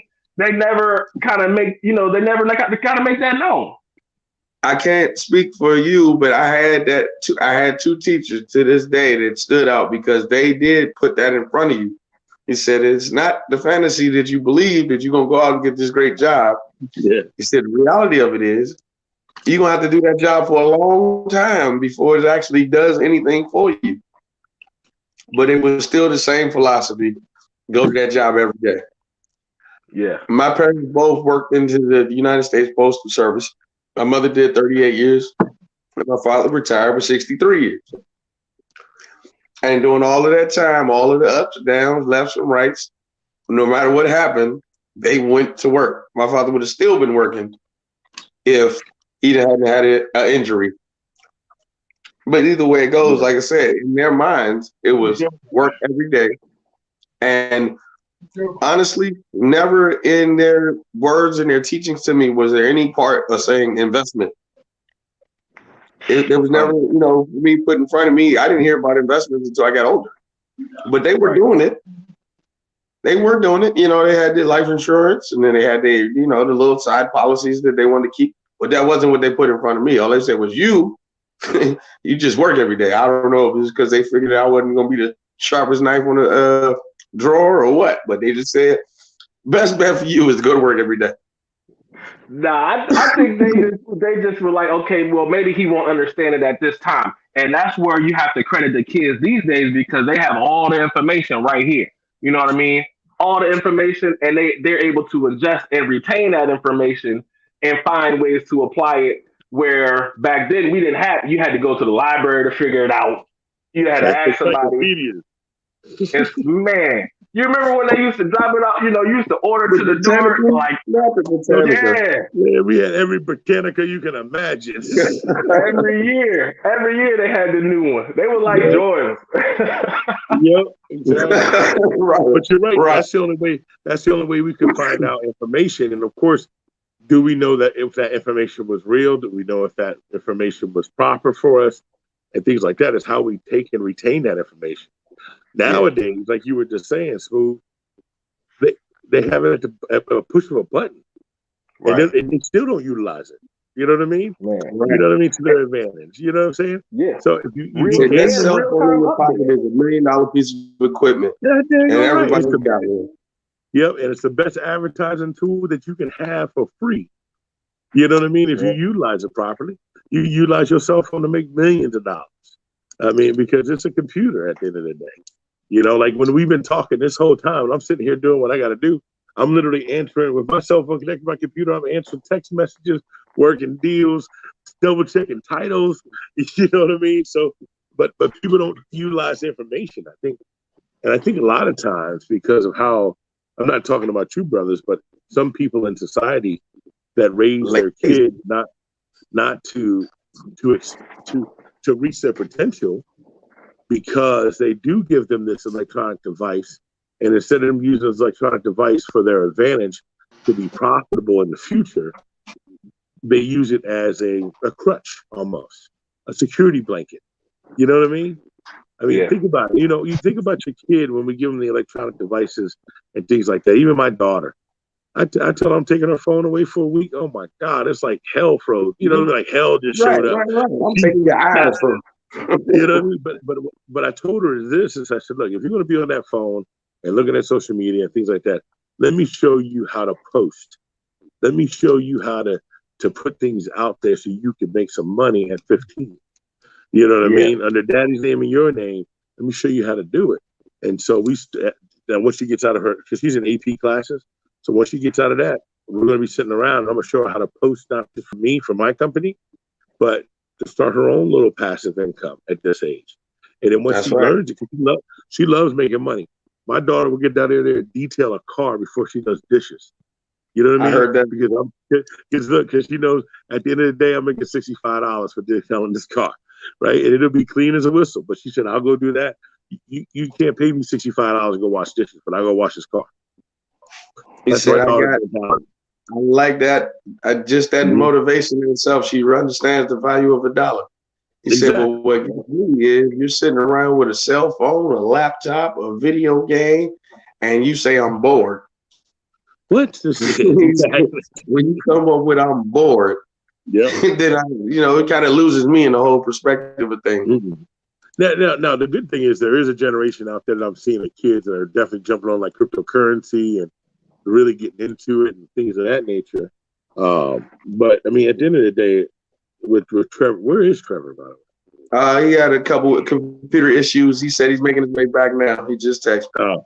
But I mean, one thing that, and as us as parents, we can choose to either teach our children, show them, hand them the book, or hand them the computer and say, look, this is what you really should do with this.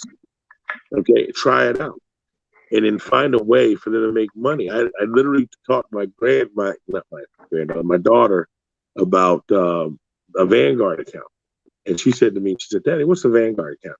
I said, well, a Vanguard account is a CP500 Vanguard, safe way to save and invest, because it's around a 7% yield to 13% yield, but it doesn't jump. It doesn't jump. You know, it's not like one of them risky ones that'll go to 17 and then drop to 2. So she said, well, I said, well, you're going to set it up. The market? Is that running with the market? The market. Yeah. Okay. So then I had her set up her Vanguard account. So it's under my name and then her name because she's under 18. But she knows how to do it now. And now when she starts making money and she says, Daddy, I want to put money in my Vanguard account, she can move the money right from her savings account right over to her Vanguard account. Yeah. So now I'm teaching her how to do that. So now, by the time she becomes my age, she'll be a millionaire. You know, and that's what I'm trying. Then that's what I'm trying to show her. I said, look, if you don't go out here and go spending crazy, getting your hair did all the time and getting your nails done, I said, you can stack up some serious money. Learn from my mistakes of what I didn't do when I was your age, which I'm thinking about now, and I'm getting sick thinking about it. Yeah. But what you live and learn, you know what I mean? But if I figure it out, they got a box for you. Yeah, if we can pass any kind of knowledge, not just to each other, but to our children, I think that's a success in its own. That's more successful than as much money in the world. You know what I mean? Agreed. So, well, we definitely wrapped our mind around this topic, subject matter. Yeah. What we got now? Anybody got any holiday plans? Any traveling? Any vacations been coming this way? How we look? Oh yeah, my family's coming in town, but I'm gonna take a vacation in another room. Right. They call it now. I think that should be in the next dictionary. The staycation. The staycation. Hey, the staycation. They're the best. Dang it, these people keep calling me. Every time somebody calls me, it messes up my speaker. Hold on. Same here. You're a wanted man. Well, let's see where we at now. Another big part of the woe, and it slows, especially, well, not just us, but for me, that trap of chisup. That goes on a check too. That chisup. It ends up on a check too, whether you're there or you're not. Oh yeah. That's a fact. That's a fact every time. So, again, all you do is work through it. Just like everything else, you just work through it. Make sure you get past it and don't miss none. and it'll be over in a heartbeat. You said something about a check. I haven't had a check in 9 months since December. I get deposits. and then, Okay. And then my accountant says, "Why'd you spend this money?" And I'm like, "Well, I had to buy it. $2,600 worth of tires for my tow truck. That's why." So that's money on your investment. all day. All right, we got another guest joining us now. There's another guest. How you doing, Mr. Ward? Welcome to the show. Man, yo, I really got this computer stuff. I need your computer expertise, man. This Apple man. First mistake. Well, my first suggestion is to go down to the kitchen right next to wherever the trash can is, and you throw that in there and go get you another computer. Because I swear, go buy a Predator. Go buy a Predator, dog. A what? It's called a Predator. A Predator? It's made by Acer. One thing a lot of people don't understand when they buy laptops, and this is one thing I learned from a couple computer nerds, is that you buy a gaming laptop. Yeah, I know that. I get that. It's better video card, more memory, and it's cheaper than half these other motherfucking laptops out there. Man, look here. This desktop fucking iMac I got, oh my goodness. Like, you got. Well, that's another thing that I wanted to say. He said, if I'd have known as much as at one point in time that I played video games, that I could hook it up to somewhere and make money just playing video games, I should have been a billionaire by now. Mm-hmm. What that kid make last year? What, $2.7 million? Man, look, I was playing Fortnite. You know what I'm saying? Man, I was watching this joint, and they have video games out there that we don't even know about. Well, they do tournaments for $10 million. Yep. Man. A lot of those Chinese games. A lot of games from Japan and China. What? It's crazy. And look, only 10 years ago, well, maybe 15 years ago, they were like, video games ain't gonna get you no scholarship. What are you sitting there playing video games for? You need to be studying. You need to be going to work on your jump shot. Video games gonna get you no millionaires off that video game stuff. How old was that kid? 22, 21, 22, he's a millionaire? Man. You know what I mean? And then they also did his room in his house. I mean, literally, it's a $500,000 room or something with all the new for his gaming. And every time he gets on, everybody gets on. Millions of people are viewing him when he's playing Fortnite. It's ridiculous to me. Just to watch him play. That's like going to an NBA game, like to watch somebody play. Exactly. I've been in sports all my life. I love sports. I love football. I love basketball. I love golf. I love baseball to an extent. But I've never been too hyped to spectate. You know what I mean? Even sitting at home on a Sunday, I gotta sit. I gotta be sipping something. Right, thinking about how much they making. I'm like, I need to go run. I need to go run it right now. I need to go throw at somebody something. But they pay these kids a lot of money to let people watch them play. Man, that's amazing. Look, the revenue stream is crazy. The revenue streams for some of this stuff is crazy. You got this one dude, he doing sneakers, I think it was. Oh, the way he's redesigning them? Oh my goodness. There's a lot of people out there doing that. Getting money doing that though. Like, yeah. Mm-hmm. You buy that white shoe from Amazon for $26, paint it, and then sell it for $500 or $600. Custom paint it. I mean, it's crazy. Well, and don't let you have a name. There's a reason why Kanye can sell a fucking shirt with holes and it's dirty for $3,000. That is so disgusting. I don't know if it was a joke or not, but they showed a picture of his new boots. I don't know if it was a joke, but The The knee-high boots. The green ones that look like the ones they gave you in the service. Yeah.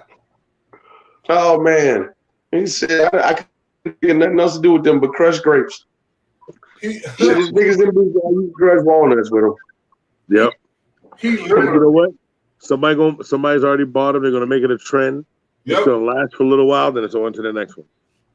Yep. Yep. You know what I mean? They just make so much money, man. A ridiculous That's the amount point. So much money off of it. And sometimes when I watch these fashion trends, or not even the fashion trends, it's just how some of these people make money. It's like you opened up your own little lane. You know, they got a dude in California who get paid for cuddling. Yo, I was I've mad seen about that. I seen that. I was mad about that. I'm still a little I've upset. seen that and updated my resume. Tough. Yeah, I was mad about that. He get paid actual money and get paid big bread. Just to cuddle with somebody. The crazy thing is, what is going on in the person that mind that pays him? I was gonna say, man, that might be cheaper than the dog. Yeah. Yeah, it's probably something we don't even understand. To be honest, it's probably something that's beyond us. Yeah. You got But to that dollar though, I'm in there, big spoon, little spoon. Right. Insane. Right.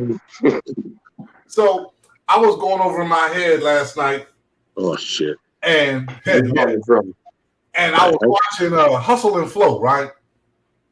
That's my movie, dog. Yeah. Yeah, man. And so when it got to the part where DJ gave Skinny Black the tape, and that nigga said, "Tape? What I'm gonna do with a tape? What the fuck you give me a tape for, right?" Right.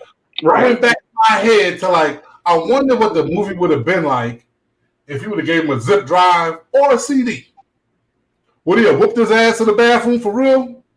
But at that time, he would have. But if the nigga was already drunk, he would have whooped his ass either way. Right. He was drunk. You know what I'm saying? So you know, at that point, what that statement was saying that Skinny Black, hey, look, man, I'm already out the hood. I just came back to visit the hood. Just because I'm here doesn't mean you can leech off me.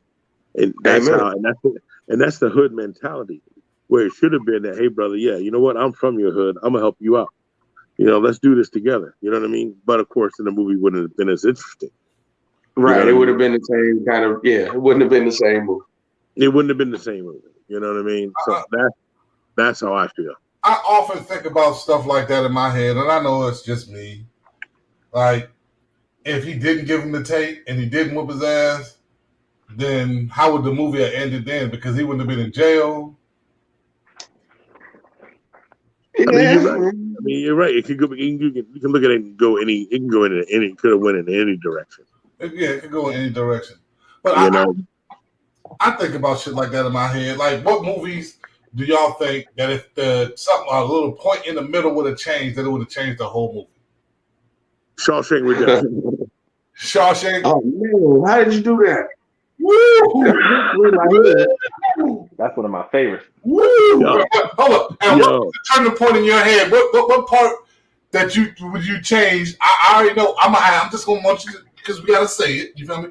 I think if the guy didn't get killed, that knew the story from the other prison guy, that if he didn't get killed by that guard, which direction would the movie have gone into? Huh. So remember that young kid got transferred in, and he stayed, and they figured out that he told him about him killing this couple, and it was Correct. and he was like, oh shit, that was my wife and her thing. What if that kid didn't die?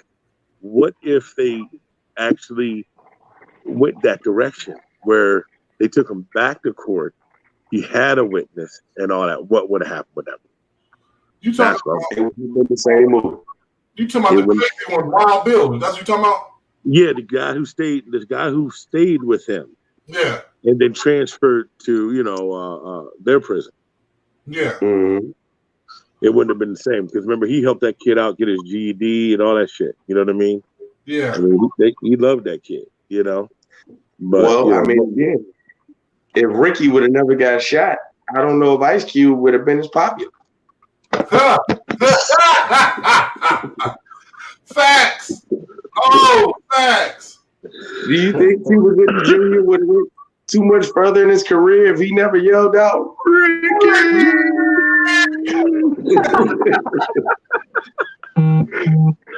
Hey, that was a pivotal moment in Cuba Gooding's career. That guy elevated him to the next level. Yeah. Yeah. Exactly. Yep, you're right. You know, you think about, I haven't watched that movie in forever. Man. And it comes on every week. It comes on every week forever. Right? And You don't want them to know that's a part of it. And then also in the same movie, if Regina King would have been like, whose man is that? He's fine. We would know who she was.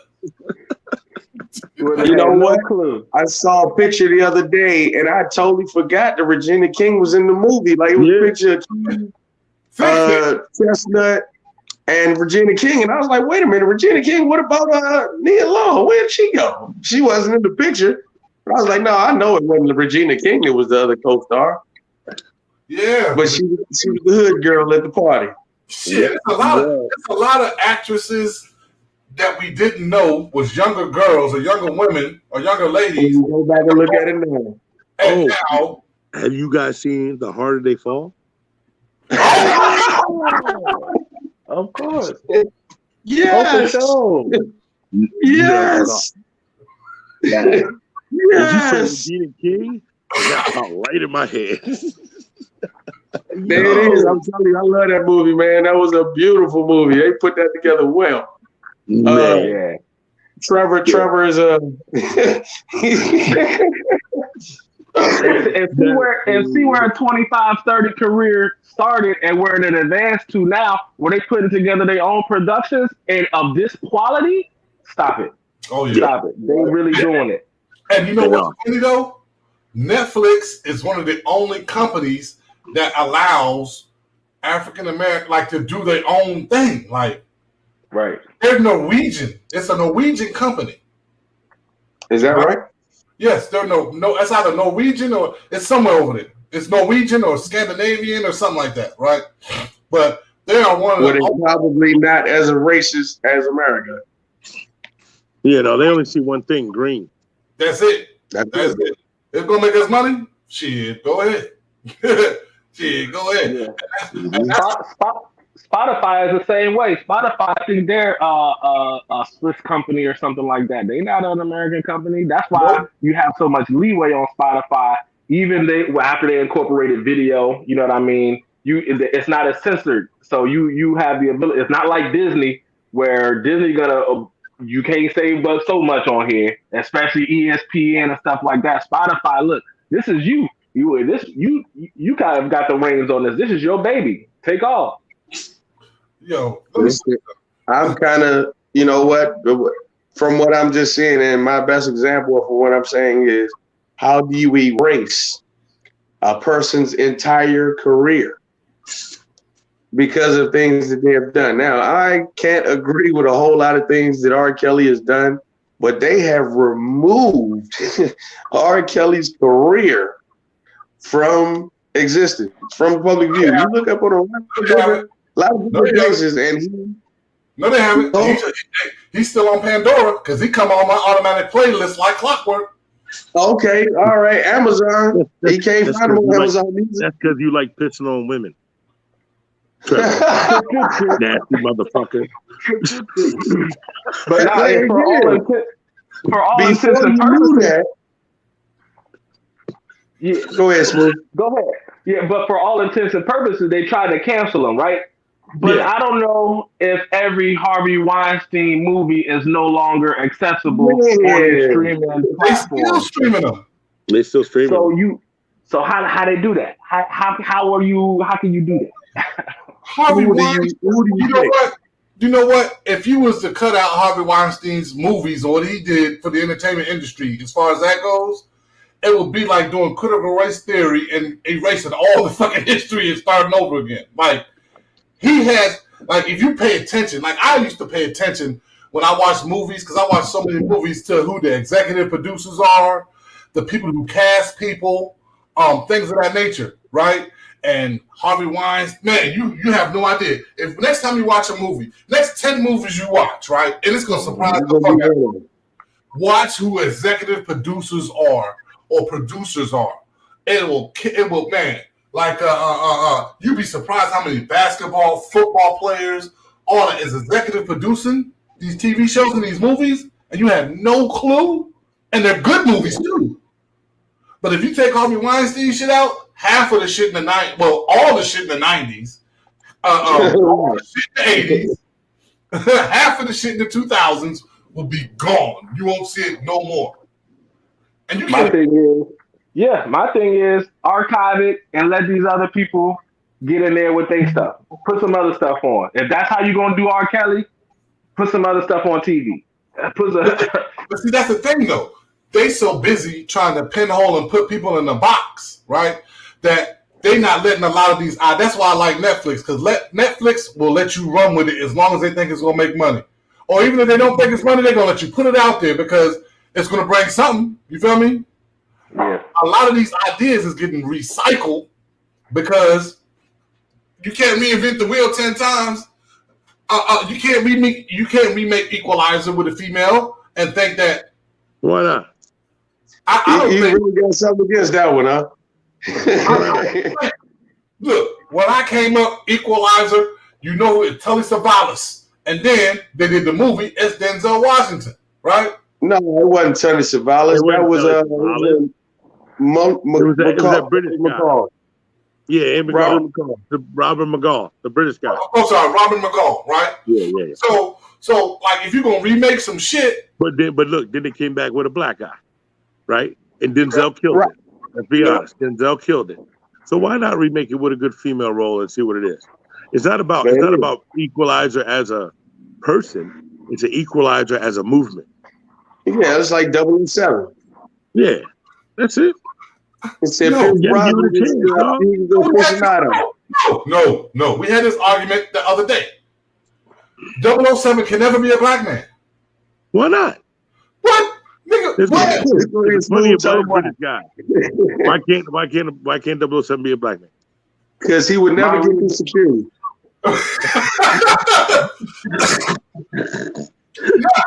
Hey Ray, you better leave the weed. You gotta cut your afro. Right. You never get through security. You take a black James Bond to Serbia, Russia. There's no black people in Serbia, Russia. And he goes, no. Where he gonna sneak around through? Look, hey, man. Every disguise gonna be a waiter. Internationally known. I've been in places where I shouldn't have been. That was years ago, bro. You old. Shit changed. Still. The truth. You know, 007 trying to infiltrate the Nazi party. Not gonna get in that meeting. Not gonna get. How many African kings and stuff like that are at those meetings? I mean, what? African kings and people from Africa are at those meetings. That's right. That are in Put power. them up on game. So what you're saying is what you're saying is actually what the society wants us to do, is believe that you got to be in a box. No, nigga. No. That's what you're saying. James Bond, when the regular white James Bond starts shooting shit and starts running, he can blend in, right? But no black motherfucking James Bond starts shooting shit and then run. You still putting it in a box. That James Bond can only be a certain way. So if we're having a discussion about freedom of choice, I choose to see a black man as James Bond. I choose to see a white woman playing 007. I choose to see a black lady play 007 because guess what? It's just a character. Now, how you write around that character is one thing, but just imagine the possibilities of where you can go with that kind of story to be more enticing and entertaining. That's right. Now, whoever's watching this is going to steal the idea, Paramount or whoever, Warner Brothers, whoever owns it right now, and watch. You're going to see it come. It's coming. It came already. They trying to do Triple X, remember? You can't put Triple X and 007 in the same fucking category, dog. Yeah. Not even. I tell you what you love. It's a little bit moment. Prestige. The day that you see 007 running down Russia is the day that you see a black 007 get shot in the motherfucking face. Quickly, because he's not. You cannot tell me. You cannot sit here and tell me that a black 007 gonna be able to get around like a white 007. Because and if he and just for argument's sake, say that he does. Say that he does get around. You understand that his shit gonna have to be airtight, because you know they double and triple and quadruple checking his credentials when he go places. That is his job. That is his job to be that tight. What do you say? He said his every costume can't be a waiter's outfit.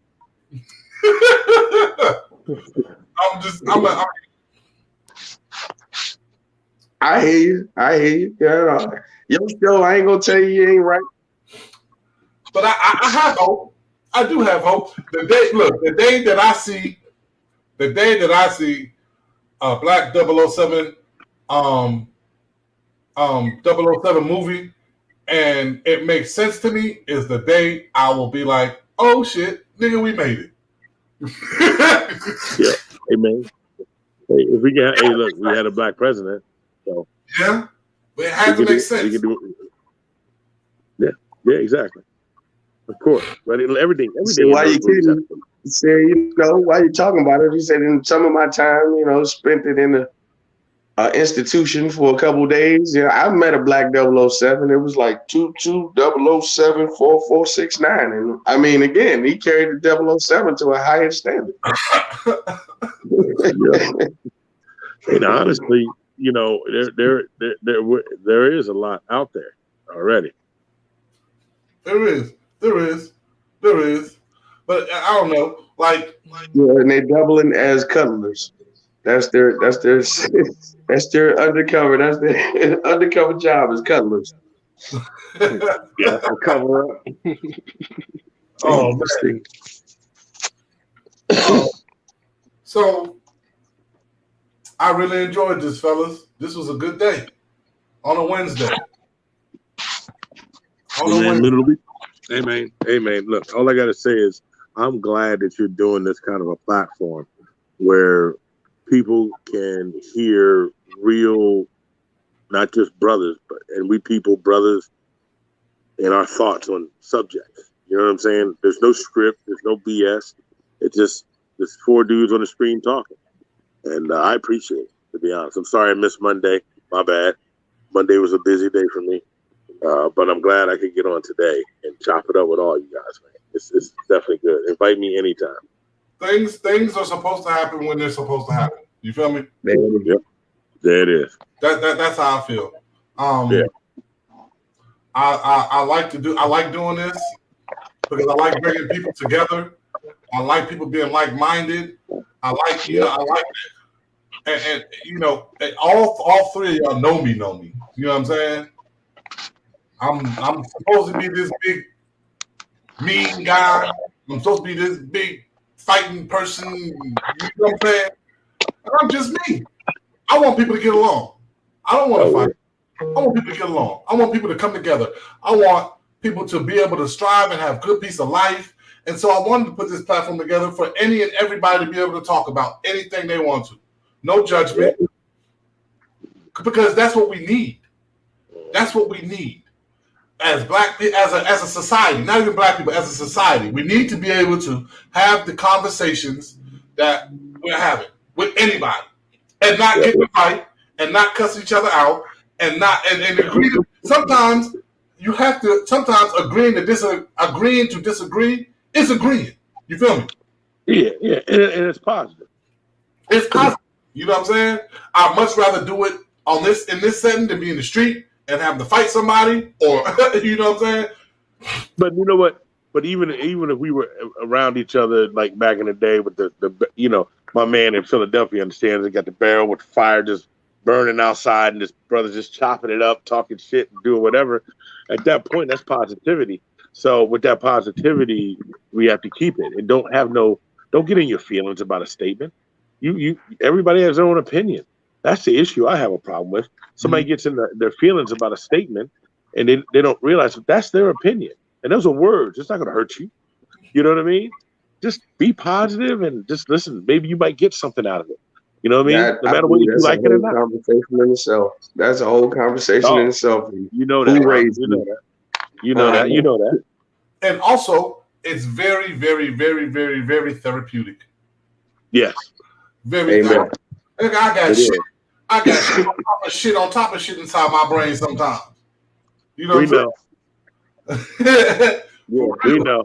Hey, I'm gonna definitely say I think I picked up a few things today, and I'm not even joking. As soon as we get off this call, gentlemen, I'm going over to LinkedIn and I'm gonna add color to my resume because I swear. Look at that hourly rate. My man gonna be I'll cut him for $65 an hour. $65 an hour, man. Hey, selling at 3 hour block. My man is getting like $200 an hour. An hour.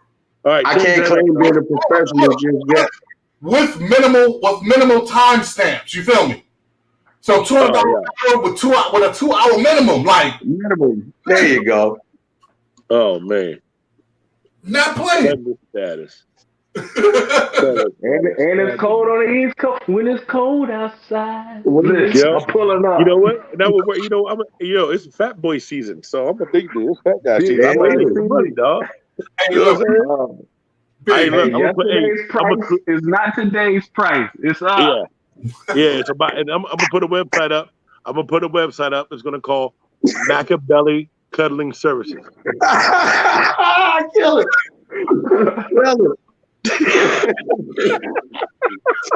We all want some somewhere. I like that. Machiavelli, I like that. That's hard. Machiavelli. That's hard. Hey, look, yeah, that's hard. I'll sell all my shops, dog. $200 an hour? Right. He said, I got this cousin thing to get to. I'll talk to you in a minute. Yeah, I got it. Yeah, you all hard with all these hard dudes. Hey, yo, I gotta go cut them real quick. I'll get over with y'all later. So he getting money. And he's arrested. Work from home. But what if it's a dude that you got to cuddle with? No. I don't know. He might charge. He might charge triple. Yeah, I mean, again, that's when you gotta stick to the rules of the game. No touching. Yeah, you know that. You know what do they say? 2 dicks touch, somebody gonna die. Somebody gotta die. Probably charge double or triple for that. No. I think I gotta cut the line on that one. 25. I subcontract those services. I subcontract out those services. There you go. Wait, Trevor, did you say $2,500 an hour? Somebody to be right over. An hour? $2,500 an hour. A 2 hour minimum? I might think about it. Look, before I get there, I'm gonna take some sleeping pills. I'm gonna be asleep. So I'm just wondering, like, if he ever gets in, any kind of aroused, does he lose money in the deal? He said, because you're supposed to be here. You gonna lose something else? Oh no, I ain't talking about coming with the men now. I'm not. I'm talking about coming with the lady. Do you lose money yet? I don't know the stipulations. I'm gonna do more research on it, and I'm gonna get back to you on that. But I do know that he's a professional. I'm putting it on my LinkedIn right now. We about to start.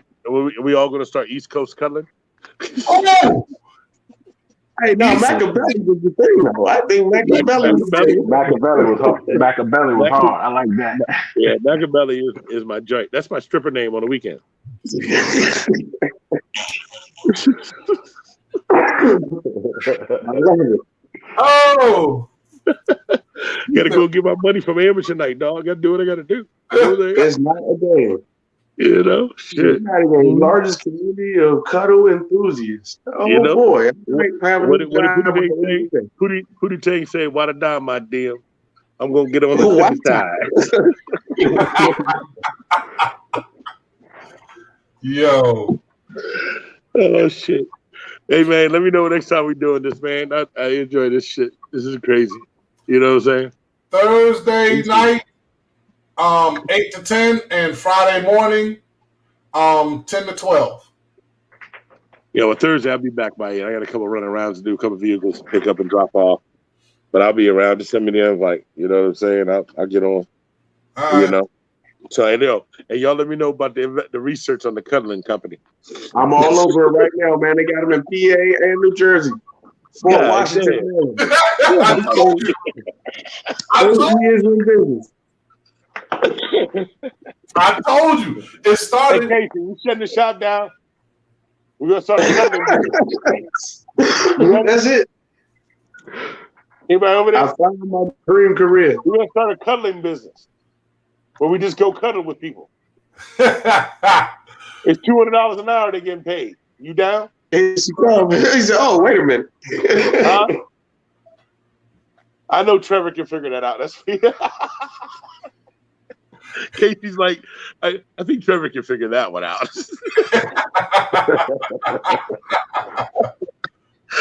Oh shit! All right, well, y'all let me know when Cuddlings of America is gonna start. God damn, I'm coming up with different names. I know. I'm serious. That's the business in you. COA. No, you guys are a trip, man. Well, I'm gonna see y'all on the flip side, man. Let me get to work. I got stuff I gotta concentrate on. I can't be I'm messing about with to y'all. make a move myself. I'll be Yeah, on in man. a few, Mac. All right, hey, next time. Good talk, Trevor. Thanks, man. Pleasure. Nice meeting you, brothers. Yes, all right. sir. Thank you All for right, your fella. time. Oh, hold on. Big man. Yo, Ride Smooth. He owns the Harley. I told him to come into your shop. This is the shop, one of the shop owners of the shop I told you about up the street from me. Okay. yeah. I What gotta kind of tap Harley? in with you. What kind of Harley you got? 19 Road Glide Special. Oh, okay. You need LL7 and I are in the I know where same you at. shop. Yeah, you know where I'm Okay. at. Yeah, just go see KC, whatever you need, man. He's definitely doing For some sure. things with these Harleys. He's doing nice stuff. He's putting some speakers. Okay. He's doing systems, bars, wheel kits, you name it. He's doing it, dog. Oh my man, good look, Trev. Good look. All He been right. telling me about you. I'm glad I could put a name to the face, a face Yeah, to the yeah, name. yeah, man. And I run the dealership side, where we sell the bikes. So if you ever want to sell one on consignment or have me find you one, or if I got one in inventory that you like, we sell them out also. My man, All right. good look. Yep, All right, I'm gonna y'all. tap in with you. All right, that'll work. All right, I- fella. Talk to you. All right, bro. I'm gonna check in with you. All right, hey. I saw your text. All right, All right, bro. all right, peace. Holla. Thank you for joining us. We had Rod Smooth, we had Big Man, we had Rob on your radio on the 5150 show. Freedom of choice was the topic today. Do we really have it? Do we or don't we? I don't know. I think it's up for interpretation on what you think your freedom is. Freedom to be you, freedom to be yourself. That's freedom. Freedom to be who you are and do what you want to do and how you want to do it is freedom to me. It could be a different definition for anybody else. I'd like to thank y'all for joining me. Happy Humpity Hump Day. And thank you for joining me on the 5150 show. We will be back on the 5150 show Thursday night, 8 p.m. to 10 p.m. Please join us. Questions, comments. If you have anything, want to advertise, do commercials, do voiceovers, do all of that. Hit me at Beat the Block Radio show. Oh, I'm sorry. Hit me at Beat the Block Radio 5150 show at gmail.com. Y'all have a good afternoon. Thank you for watching. Come in next time. Join the feed. And if you don't want to join the feed, just want to listen, leave a comment or say something in the comments. We had a lot of people commenting. We got a lot of women watching. We got a lot of guys watching. Everybody has an opinion. Speak on it. That's what we're here for. We're here for the conversation. We're here to speak on it. Because if you don't have a conversation, you can't speak on it, then you don't have anything. Communication is key. I'm not the smartest motherfucker in the world, but I try to do better and better myself every day. And I suggest, and I suggest that that y'all people do also do the same. Y'all had a good afternoon, and thank you for watching Beat the Block Radio, live365.com. I'm Big Trev, your host. Y'all have a good afternoon.